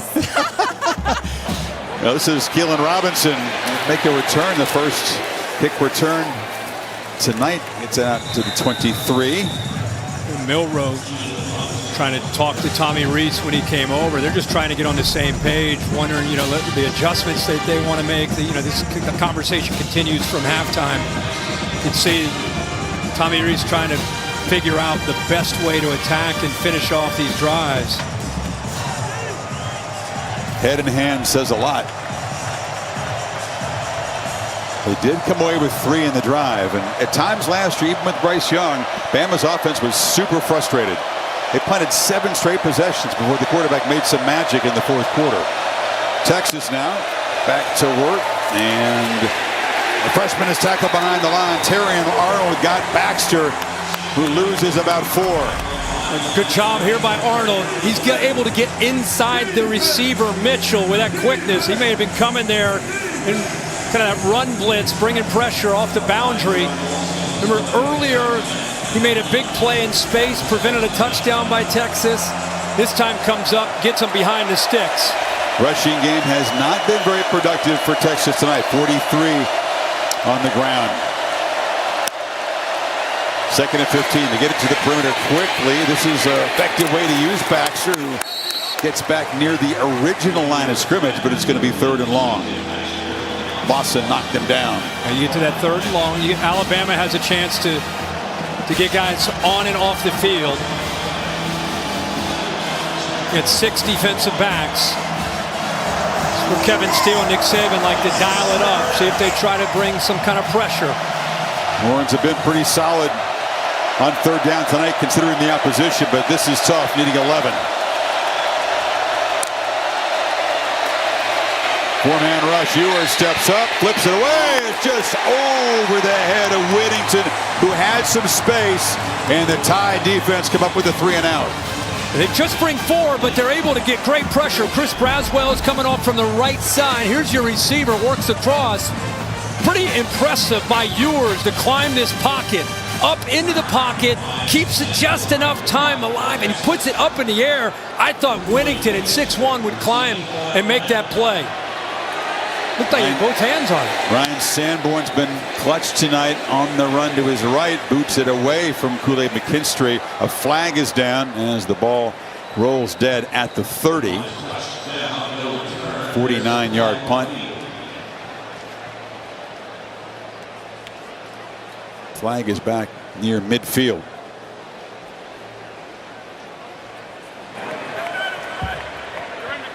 During the kick, holding. Return team, number 3. 10-yard penalty from the end of the kick. It is first down. It's Terrion Arnold.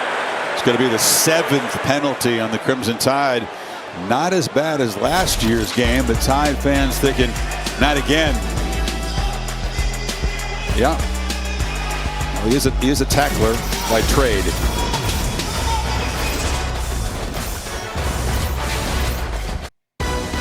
ESPN College Football Primetime. presented by IHG Hotels and Resorts, is brought to you by Chick-fil-A. Local Chick-fil-A restaurants recognized the University of Alabama Athletics ground and campus maintenance crews earlier this week with a catered meal to thank them for all they do. Appreciate our blimp crew providing aerial coverage courtesy of Goodyear, celebrating the challenge of road games everywhere. Are you ready for the road? Goodyear, more driven. Texas so far ready for this road challenge as Milroe's going to launch downfield, and out comes the flag. That was Gavin Holmes tied up with Bond, who made the big play earlier. Don't know if he had a chance to make the play. It's a mistake by the Longhorn secondary. Ferris, defense, number 9, 15-yard penalty, first down.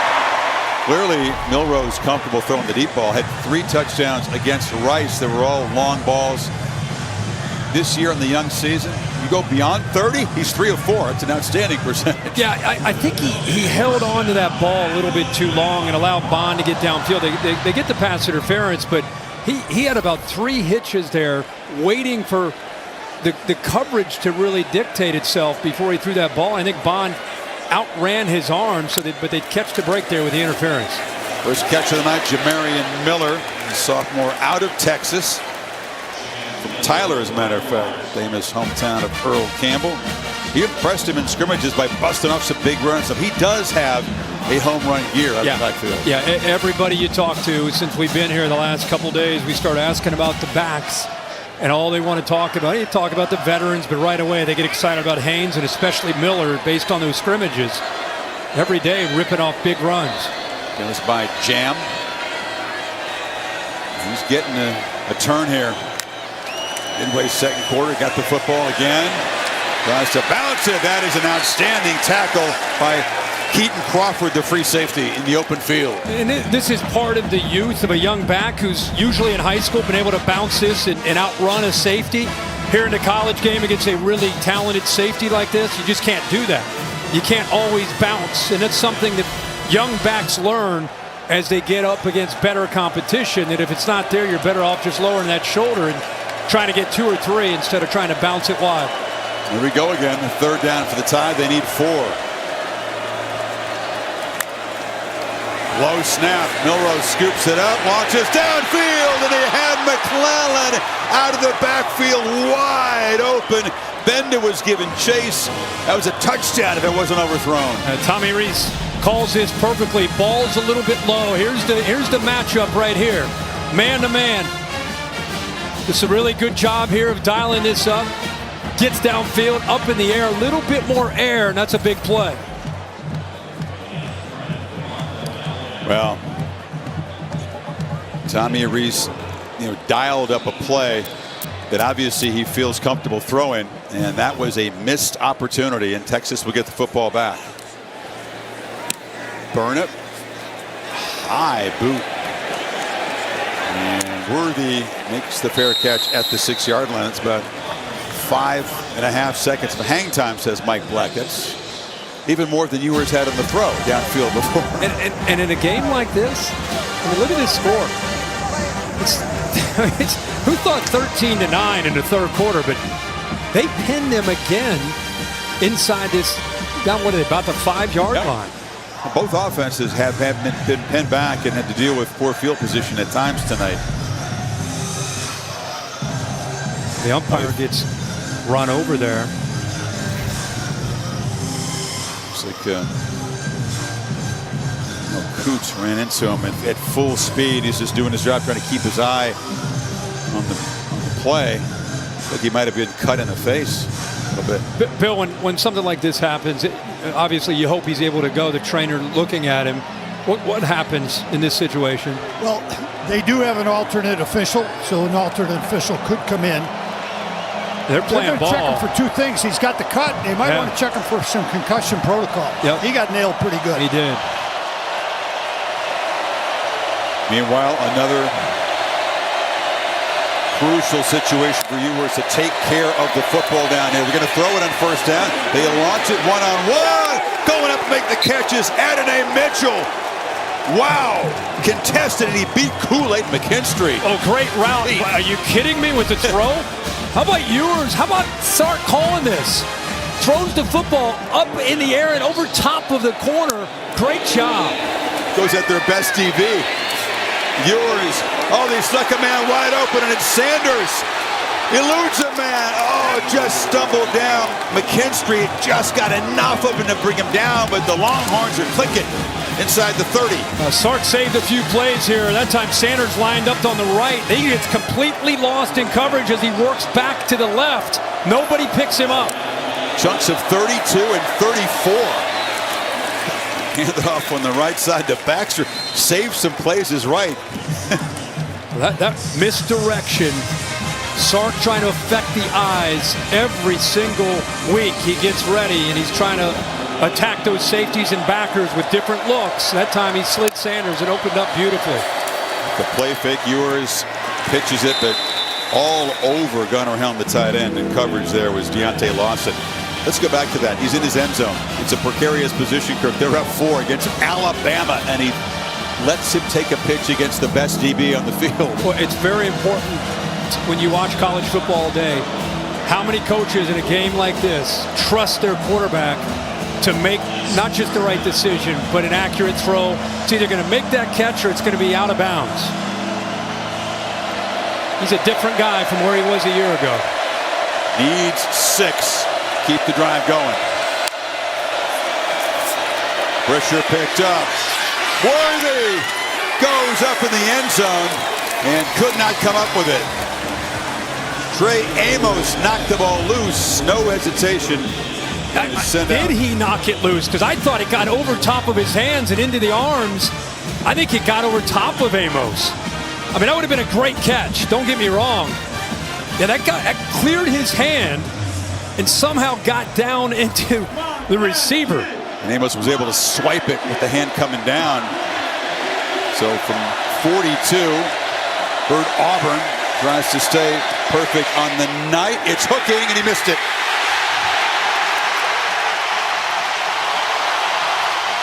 So the Longhorns, stellar clutch kicker, misses his first of the night. The lead is still 4 in Tuscaloosa, midway third.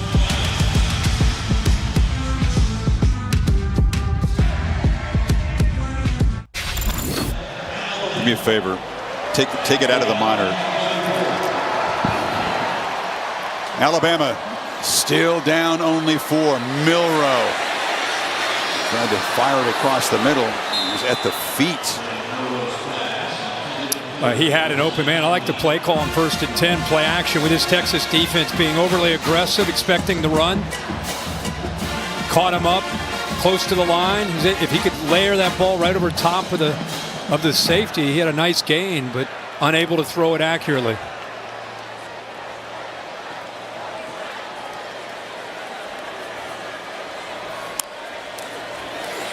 Second and 10 run by Roydell Williams, smacked, and then Texas goes downhill. Murphy made the initial contact to slow him down. 3rd and long now for Milroe. We keep revisiting this defensive line from Texas, rotating. That time it was Byron Murphy, probably the most disruptive defensive lineman, even though Sweat 93 gets a lot of attention. Collins making plays, Broughton making plays. Casey Hampton. Yeah. He's kind of like that in the Texas Bowl. He's the strongest dude on the team. Milroe is an empty backfield. And that's a flag. It's going to get even tougher now. A Lynch on the right side of the line. Right tackle. Ball start. Offense, number 65. 5-yard penalty. I mean, whether you win or you lose, this is exactly week 2 how you're going to drive Nick Saban crazy. It happened last year in Austin. It's happening again. Miscues. When they go back and evaluate this game, they're going to see critical mistakes. Up at the top there, that time it was Latham. These are veteran guys. You talk about an unforced error. Well, and you go from 3rd and 10, which is already tough enough, to now 3rd and 15. Pocket collapse, and they've got him. Anthony Hill Jr., that speedy freshman, making an impact tonight, and a huge stop for Texas. Now, he got in for the spring as a true freshman out of Denton, Ryan High School, far right, matched up against another true freshman. Nice bend, able to get around the big tackle. That tackle is Proctor, 360 pounds. It's great to have size, but on 3rd and 15, you better have some quickness and move those feet and those hands. Freshman against freshman, and Hill wins it. When they say bend, the defensive player has bend. It's nice bend. And the punt is not good off the foot. It does take a favorable bounce for Barnett. Let's see where they spot it. 47-yard end, they're working out okay. Sunday NFL Countdown, Week 1. Professional football is back. John McEnroe went down and sat with Aaron Rodgers. He talked about the interesting things. Yeah, Johnny Mac was saying he enjoyed that. Revealing all-access look at the Dolphins head coach Mike McDaniel. Plus all the injury updates, everything you need to preview every game. 10 Eastern.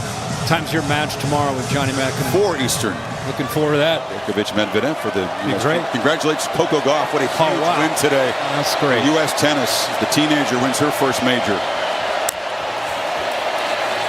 Fake it to Brooks. Yours looking across the middle, and it's incomplete. Waiting for the football was Mitchell, but Arnold arrived to knock it loose. It's been an up and down night for Arnold, right? I mean, he's made some plays and he's made some mistakes. This time he does a good job of reacting. Once that ball's in the air, times that up really well.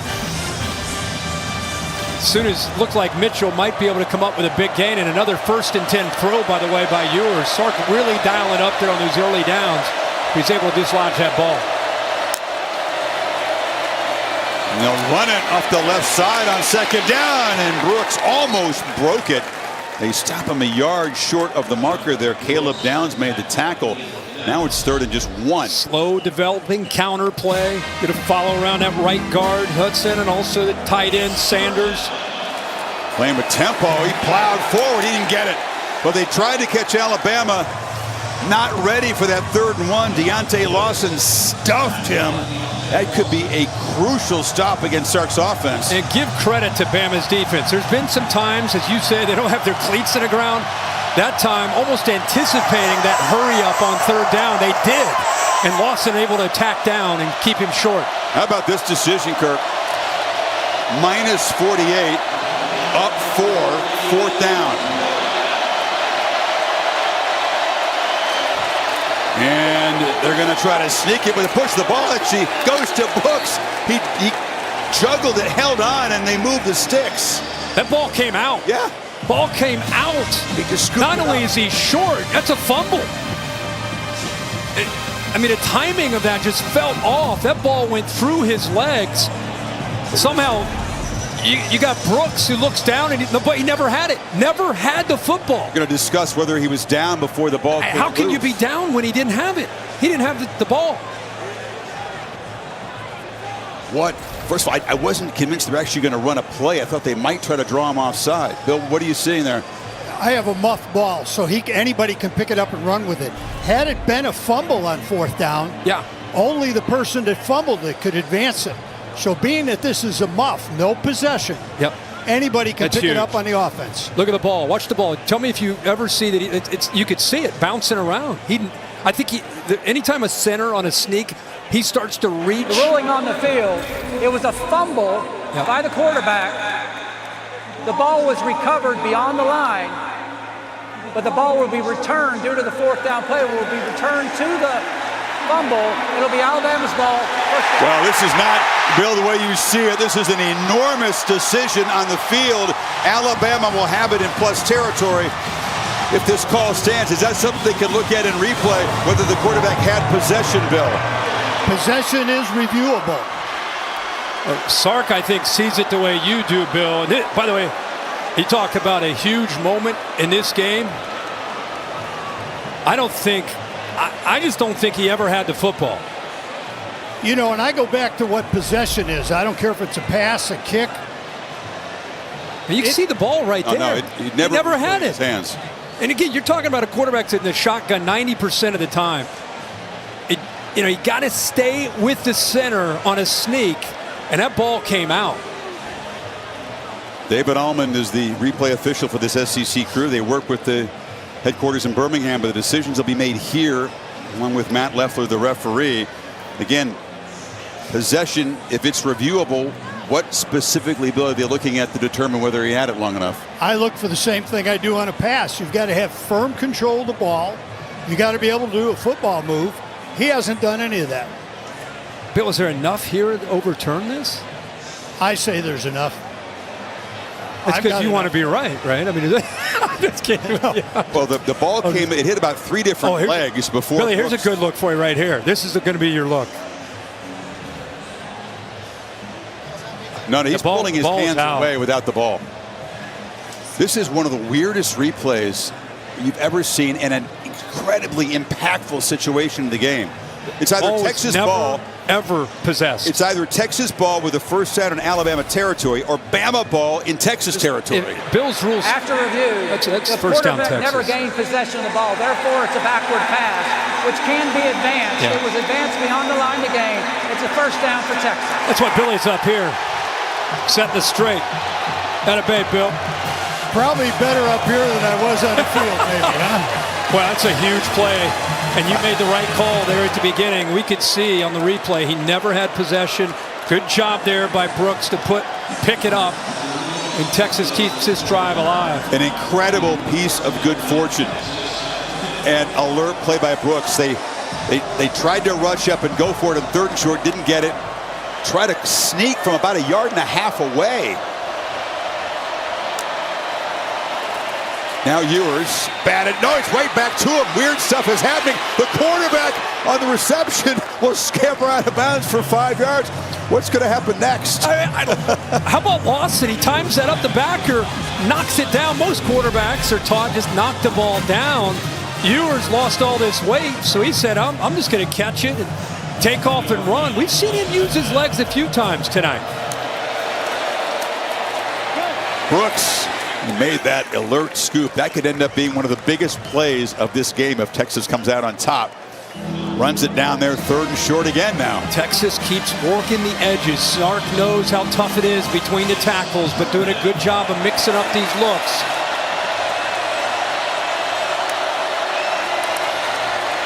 Ewers has time, but it's incomplete. Trying to get it to Mitchell in heavy traffic. Now it's 4th and 2. From the 42. Go back to what Sark said before the game, halftime with Holly. We came in here to win. We have an aggressive mindset. That's who we are. Boy, is he living up to that here on these last 2 4th downs if he decides to go here again.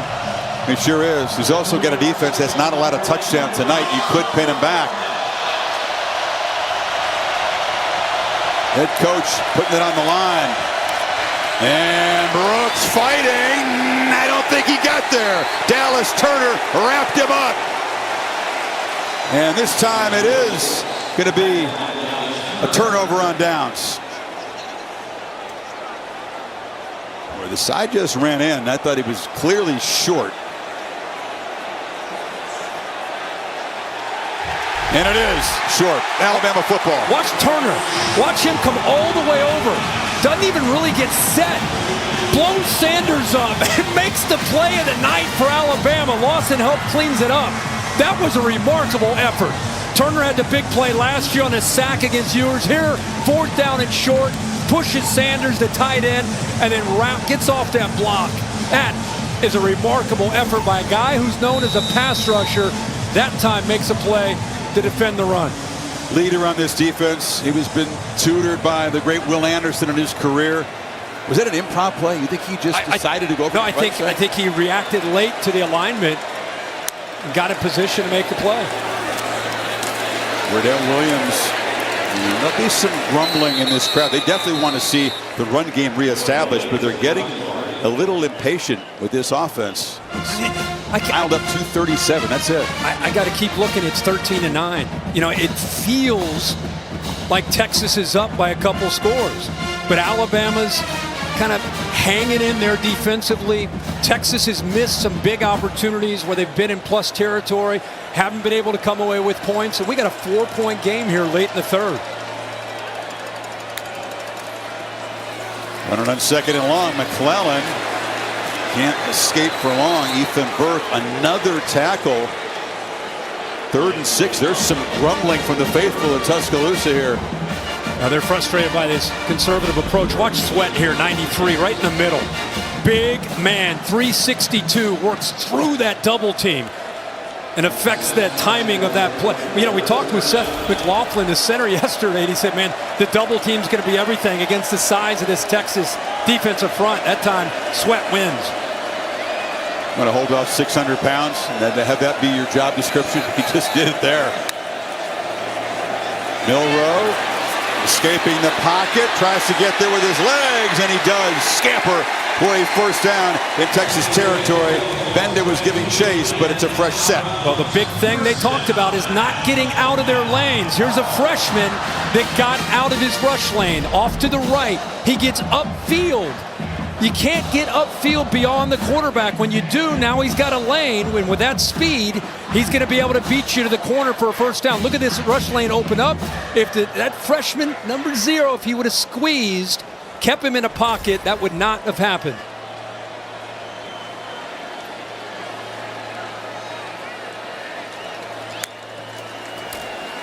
Play fake. Milroe immediately pressured. Came flying off the edge, eventually tackled behind the line. Keaton Crawford got there in a heartbeat. He did a really good job of disguising it. I don't think Milroe anticipated it, saw it. McClellan actually sees it late, but not soon enough to be able to help. But somehow, Jalen Milroe, with that athletic ability, is at least able to avoid a disaster.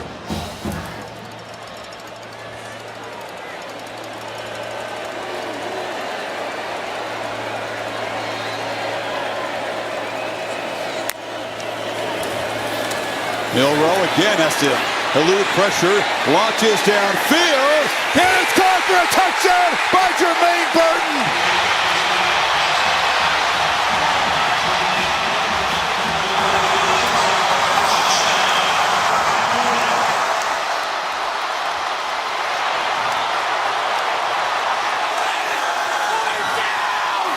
They waited 3 quarters finally for this Alabama pass game to really come to life. 49-yard strike from Milroe to Burton, and Bama has its first lead. Well, we've talked so much about Sark, how he draws plays, what he does before the snap, and how it helps him create matchups. Well, Alabama fans, Tommy Rees just showed you what he can do as well by creating a matchup. And Jermaine Burton, the Georgia transfer, 6 touchdowns now in his last 6 games. Alabama fans, you just said murmurs, booing. Bond right here is going to come in motion. Right now, you got a corner on the best receiver from Alabama. Watch what happens with the motion. That corner's now, because of Bond in motion, he's now going to be taking Bond right here. Now you're going to get Burton matched up right here, which is exactly what you want with a safety. So by using the motion, you take the corner off of your best receiver and you get him matched up in a mismatch against a safety in Jaron Thompson, who cannot stay with him one-on-one. And what a throw. He had time to make it. Milroe throws his best ball, which is a deep ball, right over the shoulder for the touchdown. We were joking with Saban pregame after watching Milroe complete beautiful deep ball after beautiful deep ball. I said, I think he should just go bombs away. Or you just throw things, and he kind of laughed. Maybe we weren't kidding. No, I mean, between his scrambles and the deep ball, that's and then you mix in some of the run game. That's where they are right now, as far as the comfort zone of this offense, week 2. And as you said, it just felt like Texas should have made more of their opportunities to build a bigger lead. Now they're down by 3, closing into the 4th quarter. To Matt Berry. All right, gentlemen, you know better than anyone, weird stuff can happen in Lubbock on a Saturday night. This is Tyler Shuck, former Oregon quarterback, now the starter for Texas Tech, takes it in, gives them the lead. Later, Shuck to Jerand Bradley, and right now, Texas Tech up on Oregon, 27-18. Think about that. Yeah, I did. Once in a while, you stumble into one. Now Ewers, and this Texas offense has to respond. This place is louder than it's been all night. On the pop pass, Keelan Robinson's going to be knocked down after about a 5-yard gain, and it should be the last play of this 3rd quarter. Crimson Tide got a field goal after penalties spoiled one drive, and then The 49-yard strike. Milroe to Burton. Final quarter from Tuscaloosa coming up. You're watching ESPN College Football Primetime.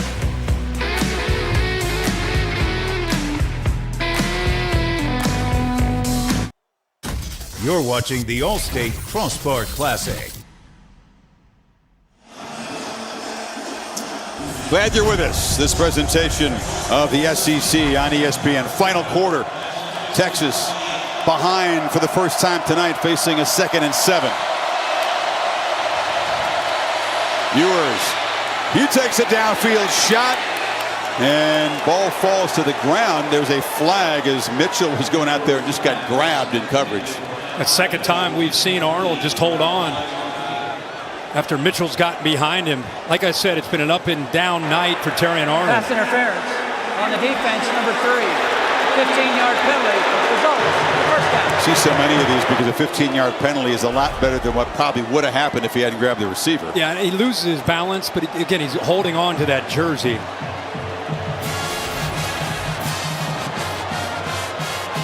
Moves the ball to the 43.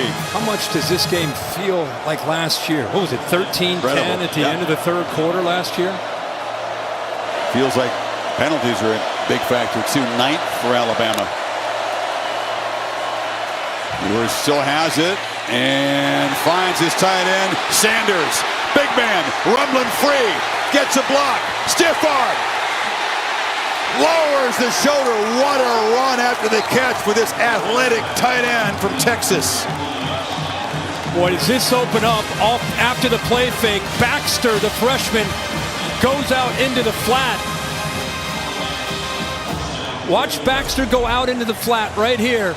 And watch how he pulls the defense with him. Right here, those two defenders both kind of come up, opened it up nicely right behind it. 50-yard chunk. Sets up 1st and goal. Play fake. Ewers. Slant. Touchdown, Mitchell. What a response by Texas. Bama scores the first touchdown of the night. Texas trails for the first time. 3 plays, 75 yards. How do you do to reclaim the lead? Caleb Downs, the freshman, who's going to be a superstar. He has his eyes in the backfield. What I love here is watch Ewers wait for the right time. Let him clear the freshman, and he throws it right behind him for that touchdown. Mitchell made an impact as a Georgia Bulldog against Alabama and has certainly done so here tonight. Xavier Worthy, Jatavian Sanders, Whittington, Baxter, Mitchell. They got some playmakers for Cook Ewers to pitch the football to. It's Texas back on top by 4.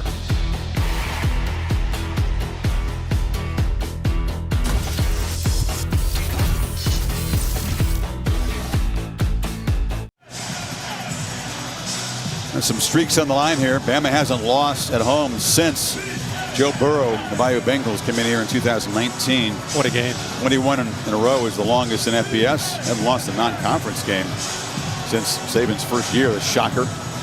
Texas last beat him in '82. Well, what did Sark say, Kirk? I want my team stand to the center of the thing, throw haymakers. That was a haymaker. They just took one, and then they just landed right back. Came right back. Lefty Stone boots it away. And Law will let it bounce. Well, we talked about the parallels to last year's Classic in Austin. You know, Bryce Young and the Tide come out. They were frustrated for most of the day on offense. Early on in this game, Ewers was planted in the ground by Dallas Turner on a personal foul, knocked out. And in the end, Bryce Young escapes that sack. That was the biggest play. Reichert knocks it through. It was a, quote, moral victory for Sarkisian at that point, he said, but it still really stunk. And I think they grew that day, and they're not into moral victories in Austin. But I really think as a program in his second year, it enabled them. They ended up 8-5. Every loss they had was by a touchdown or less. I think it gave them confidence coming into tonight, and you got to love Sark and the culture on display tonight, battling in year 3. Milroe delivers right into the hands of the Longhorn. Intercepted by Jaron Thompson. His second mistake. He steps out inside the 10. That is a disastrous play for Milroe, his second pick tonight. Thompson doesn't do anything fancy to disguise. He's right here. I just don't think Milroe, coming off that play action, got his eyes on him. He never saw him. I mean, again, he thinks he's got a one-on-one opportunity to throw that ball out to Burton, and instead, he throws it right into the arms of Thompson, who's just sitting there. He does a good job of reacting, reading the eyes. He kind of telegraphed it, brought him over. Burton hustled back to save a touchdown, but Thompson says, what? The ball's in my chest? Thank you. I'll take it. There's Pete Kwiatkowski, the defensive coordinator, fired up about that turnover. Now we got suddenly a huge sequence for Alabama's defense. They had the lead a minute ago. Now Texas trying to punch it in to stretch this to double digits. Worthy in motion. Brooks fights to the end zone, and Texas quickly cashes in to build the lead. What an incredible turnaround in the last few plays.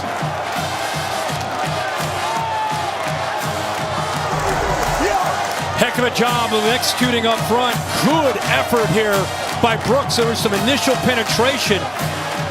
The leg drive here, the balance, and the progressive pylon cam showing you he gets up and over before that knee touches. But there were some really good blocks up front. It's been hard to gain yards on this Alabama front on the ground tonight. Kind of a strange looking play. It was a delay, but he was patient and then powers his way in. And Sarkisian and crew lead by 11 now, 13:50 to play. Just watch up front here. Christian Jones, the right tackle. Look at that push right there. See, good push. Campbell gets up to the second level. Good effort there, running there by Brooks, and they're in the end zone for a touchdown. 2 touchdowns in 15 seconds. ESPN College Football Primetime is presented by IHG Hotels and Resorts. 18 hotel brands, 1 loyalty program. Download the app. And in part by Allstate, proud sponsor of the Allstate Crossbar Classic. Wow, what a last few minutes here. These folks are stunned. Alabama got their first lead of the night and led for exactly 1 minute and 9 seconds before Texas responded. The pick and the one play touchdown drive, and suddenly the margin is 11 in the fourth quarter. Well, the Allstate bus is here at the Allstate Crossbar Classic, helping us with all the action today. Kirk, what's the Allstate Good Hands play? Well, I think a huge game today was Miami and Texas A&M. It really went back and forth, but Tyler Van Dyke had a monster game. 374 through the air, 5 touchdowns on the afternoon. And the Canes and Mario Cristobal needed a big win. And this is a big win in year 2 for this program. They go to 2-0 and build some great momentum heading into week 3. Canes fans also don't mind see Jimbo Fisher take the L. All right, there's some urgency now. Double-digit deficit. And Milroe will launch downfield, looking for Bond, who laid out, but it was just over the speedster's fingers. Milroe took a big hit there. Was able to get that ball off, threw it pretty accurately, but there's that Texas front again, working to get off blocks. Boom, hits him right there. Boy, pretty good ball considering he's getting a lot of pressure. Murphy hits him just after he releases that ball. Hit by the strongest guy on the team who plays with a nasty edge. Well, again, it'll be dropped. There's a flag in the pocket there. Ethan Burke has had a monster night. The sophomore from right there in Austin. Well, it looked like they started to call it, but they picked it up. I'm with you. Again, the left tackle. They did pick up a flag. He pulled him down. He pulled Burke down. Proctor watch at the top. Good push here again by Burke. See, Proctor, he does his best to try to bring him down. He took him down right to the quarterback's foot. Well, I'll tell you what, he's wanted to throw it. It was holding. Because he's the sack. But he's got a sack there. It's not going to have any effect. So I got you. He ate the flag. Yep. 4th sack by this Horns front. They have been all over Milroe tonight. They've pressured him a whole bunch of times. Another low snap. which he has to collect and fire over the middle. And this time the catch is made by Benson.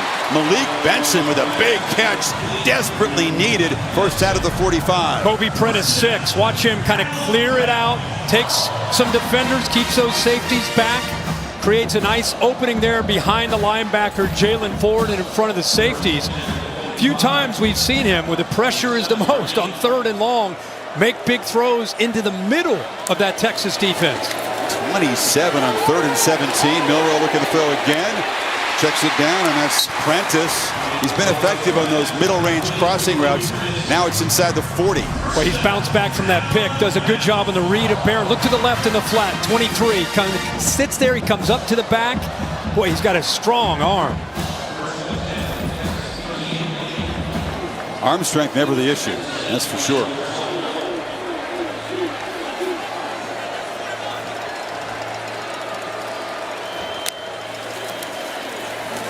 McClellan, heavy traffic on the right side. Jalen Ford has just been a leader on this defense, mentored by the great Derek Johnson. Just kind of setting the tone, and what Sarkis about the culture in Austin. He's one of the tone setters. Yeah, he is. Great player. He talked about a legacy of his and his entire group of seniors. They wanted people to remember what they did for this program, and trying to be a guy that's helping the younger players get this program headed in a great direction. What a mature. Sometimes you talk to guys, they just have a look about him. He's one of those guys that's kind of an old soul, takes his job very serious of being a leader. Another low snap. Milroe scoops it up, has time, and delivers over the middle. And the catch is made by Nyblack, and he's into the end zone. Somehow eludes tacklers in Alabama. Not done yet. A quick strike.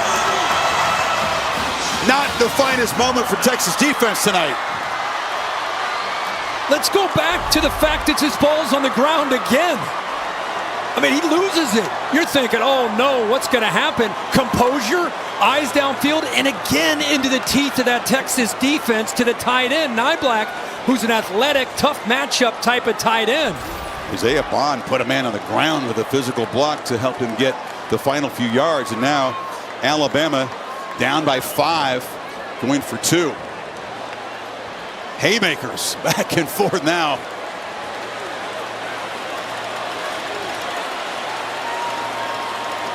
Gonna run him here. And it's like Texas, Texas come on the field, valuing these few yards of this 2-point, the difference between a 5-point lead and a 3-point lead, spends a timeout. Again, remember last week against Middle Tennessee, ball rolled past him, he picked it up and ran for a touchdown. You got to really respect how much he's been pressured, sacked 4 times, balls on the ground. Every snap counts for this Bama offense, and he makes that throw on a night where it hasn't been great. Hadn't been great throwing the football, but we've seen him have some success into the middle. Those safeties are going wide. It's opening up the middle. That is a tough throw for a guy trying to get his confidence established as a passer. But he's made 3 big ones today, and that was for a touchdown. Can a defense lose its focus when the ball is dropped like that? But Milroe didn't, but they seem to be asleep. Well, you can get your eyes in the backfield. Yeah. You know, that when that ball is on the ground, usually it could affect the pass rush, but there's been openings in the middle on that defense, and Bama and Tommy Rees adjustment, just trying to get the ball thrown in there. Those deep crossers. Now let's see what Rees has worked on. 2-point plays. McClellan in the backfield. Milroe scanning, and he just flips it up into the air, and the catch is made, and the conversion is good. It's Isaiah Bond. 3-point game now. What an effort to come down with a critical 2-pointer to get this game within 3. That was big time.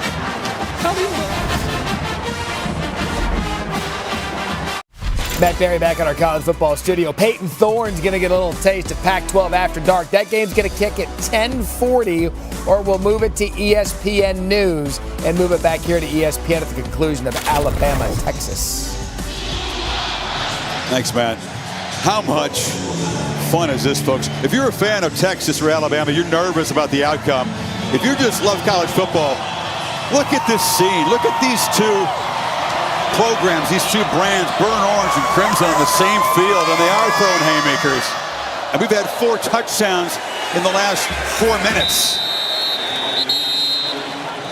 Remind you the landscape. Chick-fil-A bringing you the AP poll rankings here. Bama came in 3. And Texas just kind of on the fringe of this. Teams in the top 10 have lost or really struggled, except for Alabama. And we'll see. Texas keeps getting tested.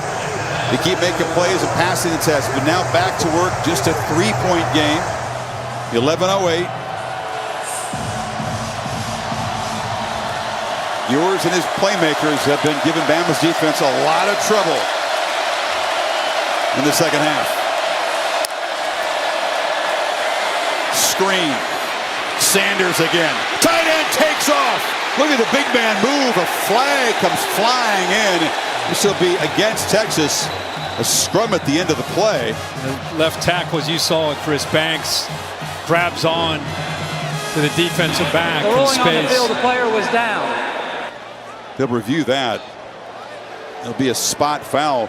Jatavian Sanders, his ability to just release from the line with such quickness. A big man moving fast. What a weapon he is. Holding on the offense. Number 78. A 10-yard penalty from the spot of foul. There's first down.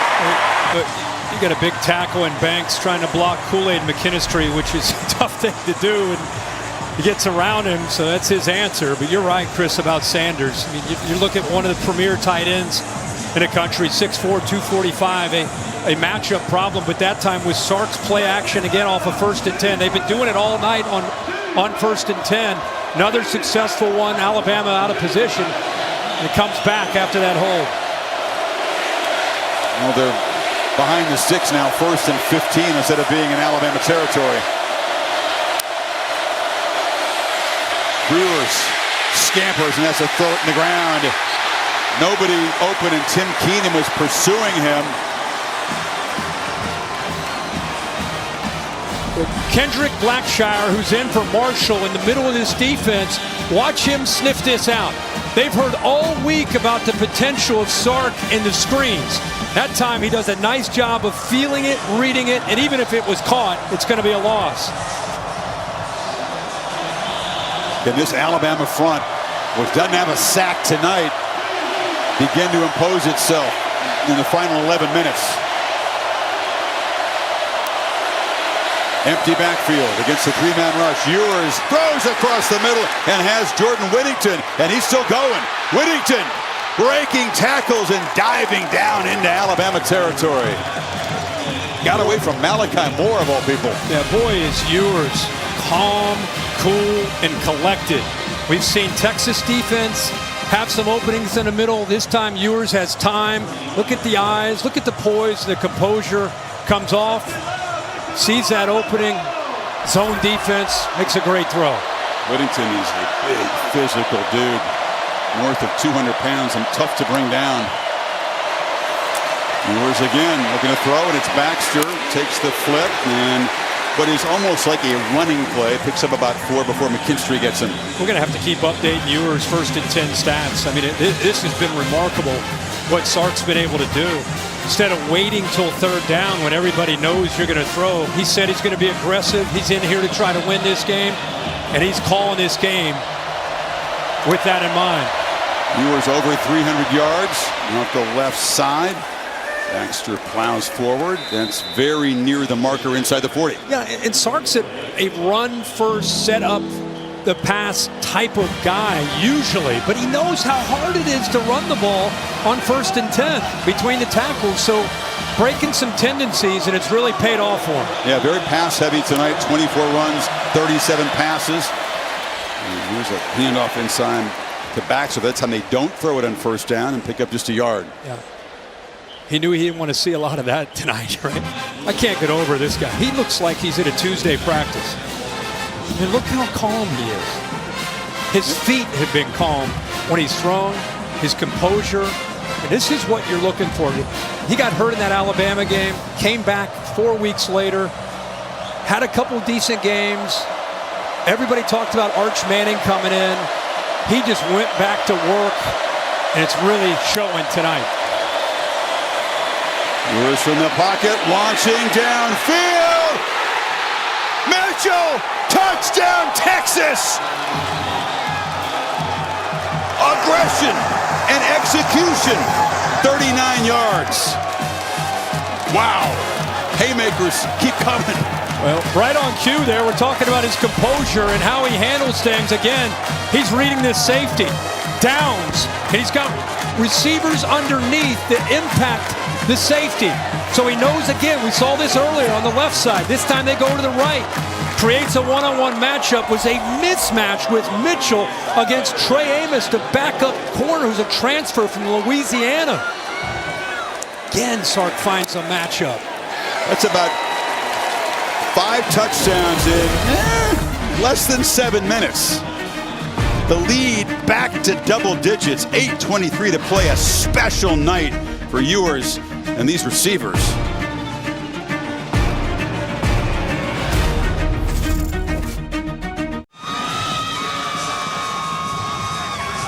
Well, they've learned horns down here in Tuscaloosa, but it's horns up by 10 all season long. Student sections across the country competing in the Taco Bell Live Más Student Section of the Year. Download the Taco Bell app to learn more.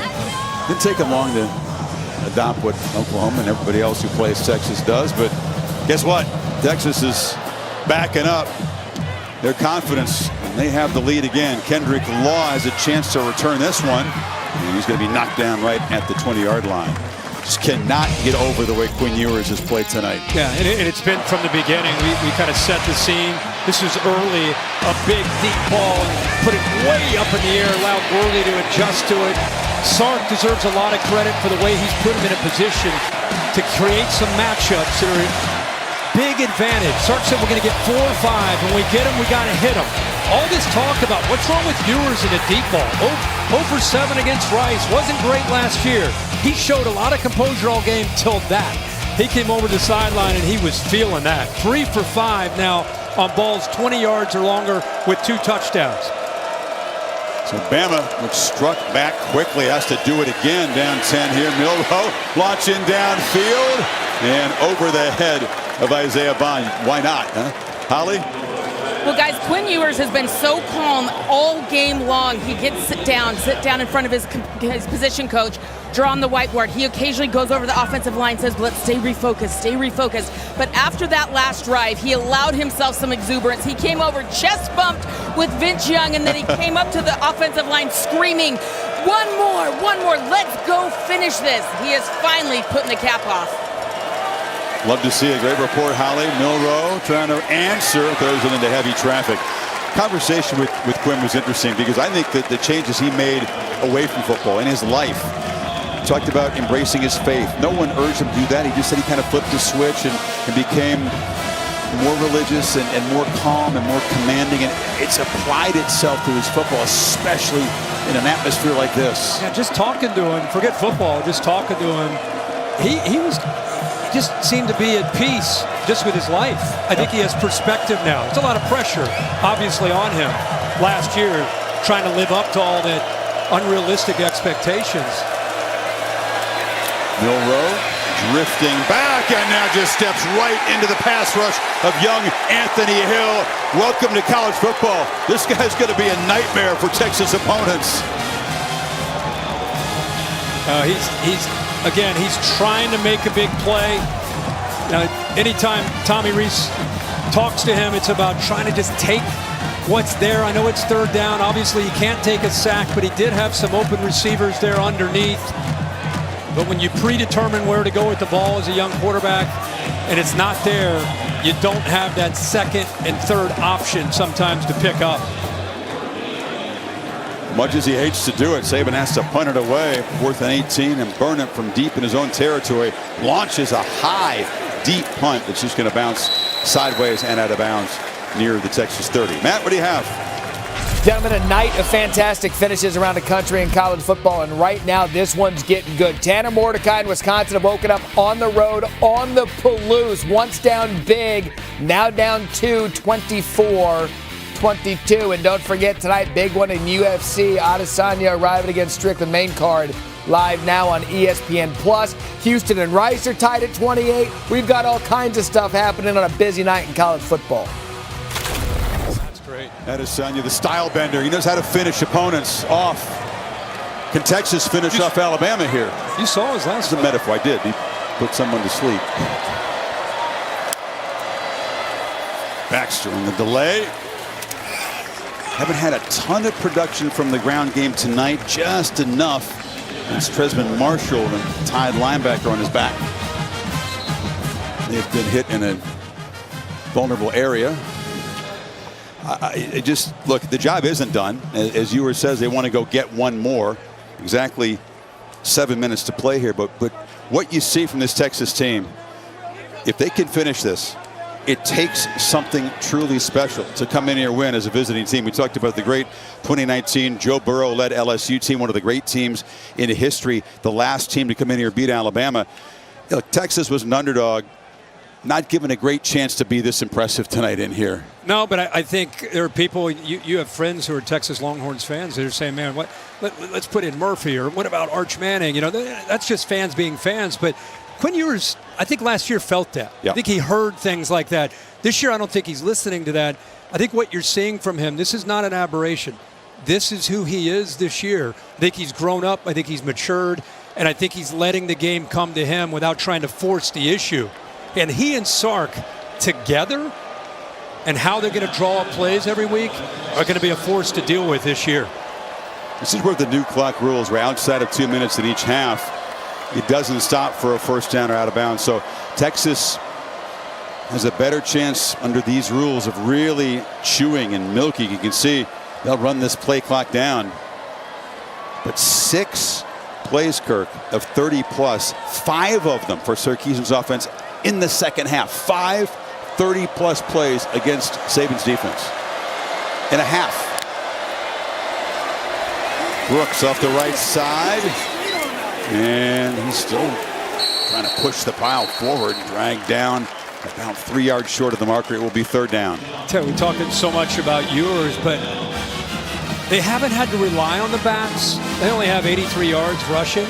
But I think they've had to have just enough from that running game throughout this game. And the offensive line, that's a veteran group.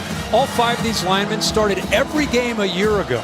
And all 5 come back this year. It's very rare to have that kind of continuity up front, but they have that. So they have the ability to run and the ability to throw. Bama's got to load up and sell out against this run game right now. Crucial to get off the field here and not let Texas move the chains and chew the clock, but they do that. First down, Jonathan Brooks, drag Blackshear, tick, tick, tick. Texas feeling good right now, and Saban's going to spend a timeout right here already, having to use one. We've been bragging about Sanders as a receiver tonight. He's at monster night, over 100 yards. Watch 80 get out in front to the left. Actually, it's zero get out in front, Sanders. Just shows you that he's a total package. Big night receiving, takes on Kool-Aid McKinstry. Another tough run there. He's short by about 2 yards at contact, but goes right through Blackshear, the linebacker, to get that first down. Would you say tonight just enough for the running game? That was just enough, and it impacts the strategy now in the home stretch. Saban having to burn his first timeout right here before a first down play. There's something about a team that's been wounded. When Sark took over that first year, remember they looked like they were going to be okay. Then they had like 5 or 6 straight losses, had a tough year. Last year, had some big wins, but had some difficult losses at 8-5. A lot of these guys went through some of those games, some good and some bad. And they hear all that negativity. I think when you bond and you come together, you become a really dangerous veteran team. And that's what it looks like Sark has here in year 3.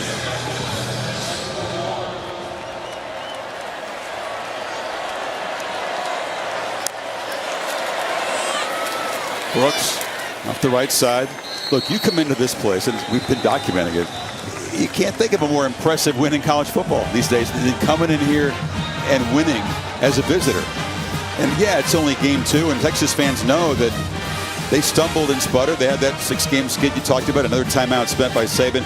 But then they had a letdown last year and some shocking losses, and things didn't end the way they wanted. But maybe, Kirk, they've learned from that, and part of being a veteran team is just going every week back to the job and not letting the outside buzz build and get in their heads. That's what I'm saying. When you go through that as a veteran team, you go through those losses and you come back. I remember Ed Reed. Remember Ed Reed in those early 2000 teams? Remember him being hurt in that game against Florida State? There's a great shot at him. That's because he and that group in that class, they had suffered so much, and it was like he was determined to lead that team. This Texas team kind of has that kind of vibe, that they've been through enough misery. They're down to just one timeout, Alabama. So serious urgency to get the stop here as Brooks on second long bounces it. See if he'll spend it here again. Yeah, they've used all 3 timeouts here on these plays, trying to preserve as much of the clock as they can, down 10. Well, the CFP National Championship Trophy, which has taken up residence for times in Alabama. Georgia, of course, grabbed it the last couple of years. Monday night, January 8th in Houston is the championship game, and certainly Alabama hoping to get their clutches in the Dr. Pepper Trophy again. And this is one of those, and they're not out of it, by the way, even if they can't come back here. But Texas is going to seriously join the conversation and jump way up.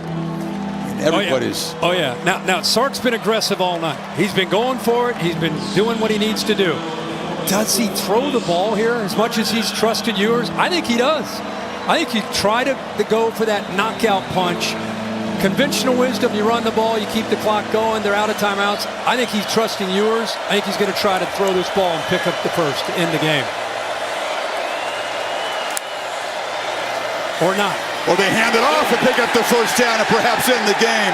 Brooks with a burst, and the Texas offensive line and skill people beginning to flex out there. I think maybe Alabama's thinking the same thing. Look at this. You got it, motion, DB running with him, nobody in the middle. Because of the formation, they put 6 defensive backs on the field. The parting of the Crimson Sea. Sark said, I like that call. They got 14 running on 3rd and 7. And now this clock is really going to be able to bleed away. And Saban can't stop it. Right now, his team can't stop Texas. Heel and Robinson for about 3. Texas will shoot up in the rankings, you would think.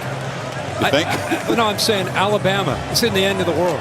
Yeah, the athletic directors and the coaches that are willing to take on these kind of games, I think you play it early in the year. What's Bama going to drop to? What do you think? Like flip? You know, go down to that 10 area? Yeah, because, I mean, look, Texas, if you're going to rank seriously what teams have done so far this season, they should shoot up. You can make a case for them number 1. I mean, that's not going to happen. Right. But they're going to be in the top 2 or 3 or 4. But I'm just saying, Alabama, while they feel like it's the end of the world, it's not. You know, they got to fix a lot of things, but that's what you do, you know.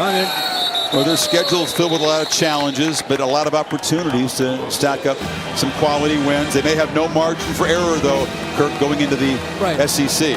But I'll say this, before they even think about rankings and all that, there's so much that they've got to take care of. They got to figure out their identity on offense. Is Jalen Milroe their quarterback? Or where are they going to go? Their defense has some potential. They made a lot of mistakes. They had some busts in coverage. They didn't tackle particularly well. So it's a lot to figure out before they worry about their season, you know, how they rank in the standings. It'll be a long laundry list of things to fix on that man's agenda. Looks like Sark's going to call timeout. But, you know, you're right about folks in Texas saying, you know, Ewers, he's had his chance. He can't be any better than last year. Malik Murphy, let's give him that. I had a lot of people DMing me saying that. I don't think they're saying that now, but in Alabama, the conversation might be, you know, Milroe showed some nice stuff, a couple of deep balls. We know he's a great runner. The 2 interceptions were crushing. Will there be an internal conversation in the Alabama coach's office to think about what to do going forward? I think there has to be, right? I mean, there's a reason Milroe's playing, because he's performed the best. He has the best command of the offense. But after a night like this, depending on, you know, the direction of where they want to go as an offense with a new offensive coordinator, you got Tyler Buckner, you got Ty Simpson. You got South Florida, Ole Miss, at Mississippi State. Those are the next 3, so perhaps a chance to evaluate. Meanwhile, it's 3rd and 7. Will they run it again? Yes, it's Brooks, and this time will be dragged down a couple of yards short at the 35, and that 40-second clock keeps running. It'll be now near 2 minutes when they have to snap it this time. Texas' next step, handling prosperity. Everybody, you know, Texas, it's one reaction or the other. Either, what are we doing? Fire everybody, or oh my God, Ewers going to win the Heisman, and Texas is going. You know, so you have to be able to handle both things, right? But I think this team has the maturity to be able to deal with that. Need 3 to just keep it and start kneeling down. Alabama there you go. Jumped there. It's kind of fitting. That's a fitting ending right there. Sark knows that's it. That is going to do it. Wow. Offside on the defense, number 17. Went into the neutral zone, causing a reaction by the offense. That's a 5-yard results and a first down. You know, Sarkisian was mentored by Pete Carroll early in his career. He goes to Washington. Not supposed to be any good. They beat Pete Carroll in USC. Beat his mentor not just that year, but the year after. Another look at this. So he said that was sweet because massive respect for Pete. I said, would this be different coming in here and defeating Saban in Alabama? Not that it's personal, but he knows how tough the job is. He says, oh yeah, this would be the best. He's had a confidence about him all week. I just think that he just felt like he had a team that could do this. I think he felt he had a quarterback that could come in here and do this. Give him a lot of credit building this culture in this 3rd year, and again calling these plays tonight against Nick Saban and Kevin Steele. Ewers make great throws, but they had some great matchups that were created by pre-snap movement, some different formations, personnel groupings. He lived up to his reputation tonight. For Sarkisian, so many things go into being the CEO of a huge program like Texas. I mentioned building the culture. You have to acquire the roster, develop it. But then you get to game day. Steve Sarkisian is flat out worth points on Saturday. And he might have been worth quite a few points tonight, right? But you can do that and do the rest of it. Like I said, he and Ewers are going to be a lot of fun to watch this year. It's a loss for the SEC that is added to a list. South Carolina losing to the Tar Heels. LSU beaten by Florida State. A&M today hammered by Miami. And now Texas, future SEC team, but in their last year of the Big 12, comes into Tuscaloosa and snaps a 21-game home field win streak.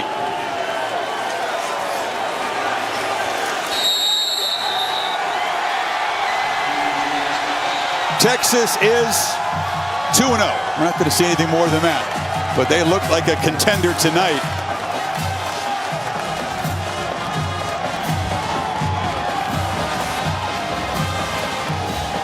It's Sarkisian almost consoling Saban there. It was a little bit of a reversal. Look at this reaction. You know, for a time, Saban ex-assistants couldn't beat him. Yeah. Jimbo Fisher did get him. Of course, Kirby Smart got him. And now the 3rd time a former Saban assistant has beaten him. Only the 3rd time in 31 games. Let's hear from Sarkisian with Holly. Well, Coach Sarkisian, you wanted an aggressive mindset. How was your aggressive play calling, throwing on first down, all the ways that you were aggressive tonight? How did it pay off? Well, I mean, I think the biggest thing was I told the players just to trust me. We were going to be aggressive in everything that we did, and I had to back up what I preached if I want them to play that way too. You know, of all people, how hard it is to win here in this place. What does it mean to you and to your program to get a win like this on the road? Well, I didn't want to tell the guys that they were 52-1 in their last 53 games, so I guess they're 52-2 now. All right, you had a pretty good performance from this young man back here. Tell me, Coach said you guys had to trust him, that it was going to be an aggressive game plan. How did you trust your coach? We always trust Coach Sark. I mean, he's got it dialed up, and we prepare the way we prepare, and we're hard to stop. The last drive of the game, you guys were over on the sideline. Refocus. How did you keep your entire offense calm, poised, and focused tonight? We knew this whole week if we came in here, we were gonna ball out. We were gonna try to make them quit. You've given up a lot in your life. You've sacrificed. You've shown discipline. How did it pay off for you tonight? And it's huge. I mean, God is so good. I can't say that enough. how much God has put me through, and He's made me so strong. I'm so proud of my team. You know, our defense, we balled out. I'm fired up for the rest of the way. Fired up. You know, the whole world, the whole media, everybody's going to say something about Texas after this game. What should it be? Nothing. We still got a lot of games to win. We're still going to roll though. Thank you so much. God bless. Let's go. Yeah, let's go, baby. Yeah, there's no proclamations about Texas being back. He knows there's a long way to go. He knows what's happened in recent years. But, man, just stop and savor this for a second if you're a Longhorns fan.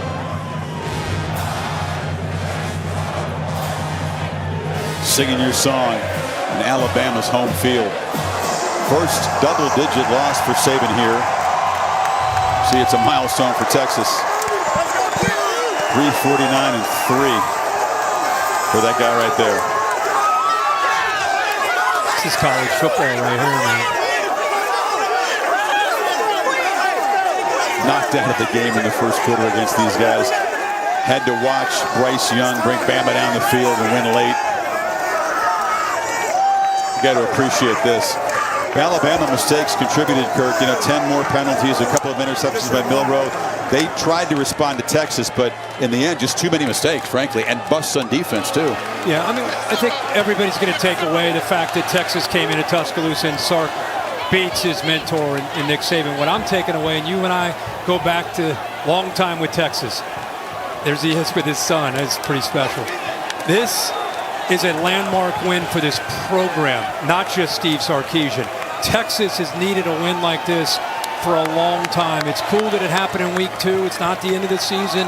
He'll do a good job of keeping this in perspective. But this brand has been away a long time. And tonight they're back as far as showing people they can play with the best teams in the country. I'm thinking of Bill Little, the great Texas administrator who passed away recently. Nobody loved Texas Longhorns more than him. And Bill, I'm thinking of you because he would have celebrated this as much as anybody. Texas fans all over the world, this is a big night. 34-24, Longhorns over the Crimson Tide. Hope you enjoyed it tonight. It was haymakers from both sides, with Texas the last man standing. Bill Bedell produced the game. Jimmy Platt directed it. And our entire crew from Tuscaloosa, we thoroughly enjoyed our evening here. Hope you did too. For Kirk and Holly, Chris Fowler saying good night from T-Town. Auburn and Cal coming up now. Take you to Dave Fleming and company. ESPN thanks you for watching this presentation of the Southeastern Conference. A new era of the SEC begins in 2024 on ESPN and ABC.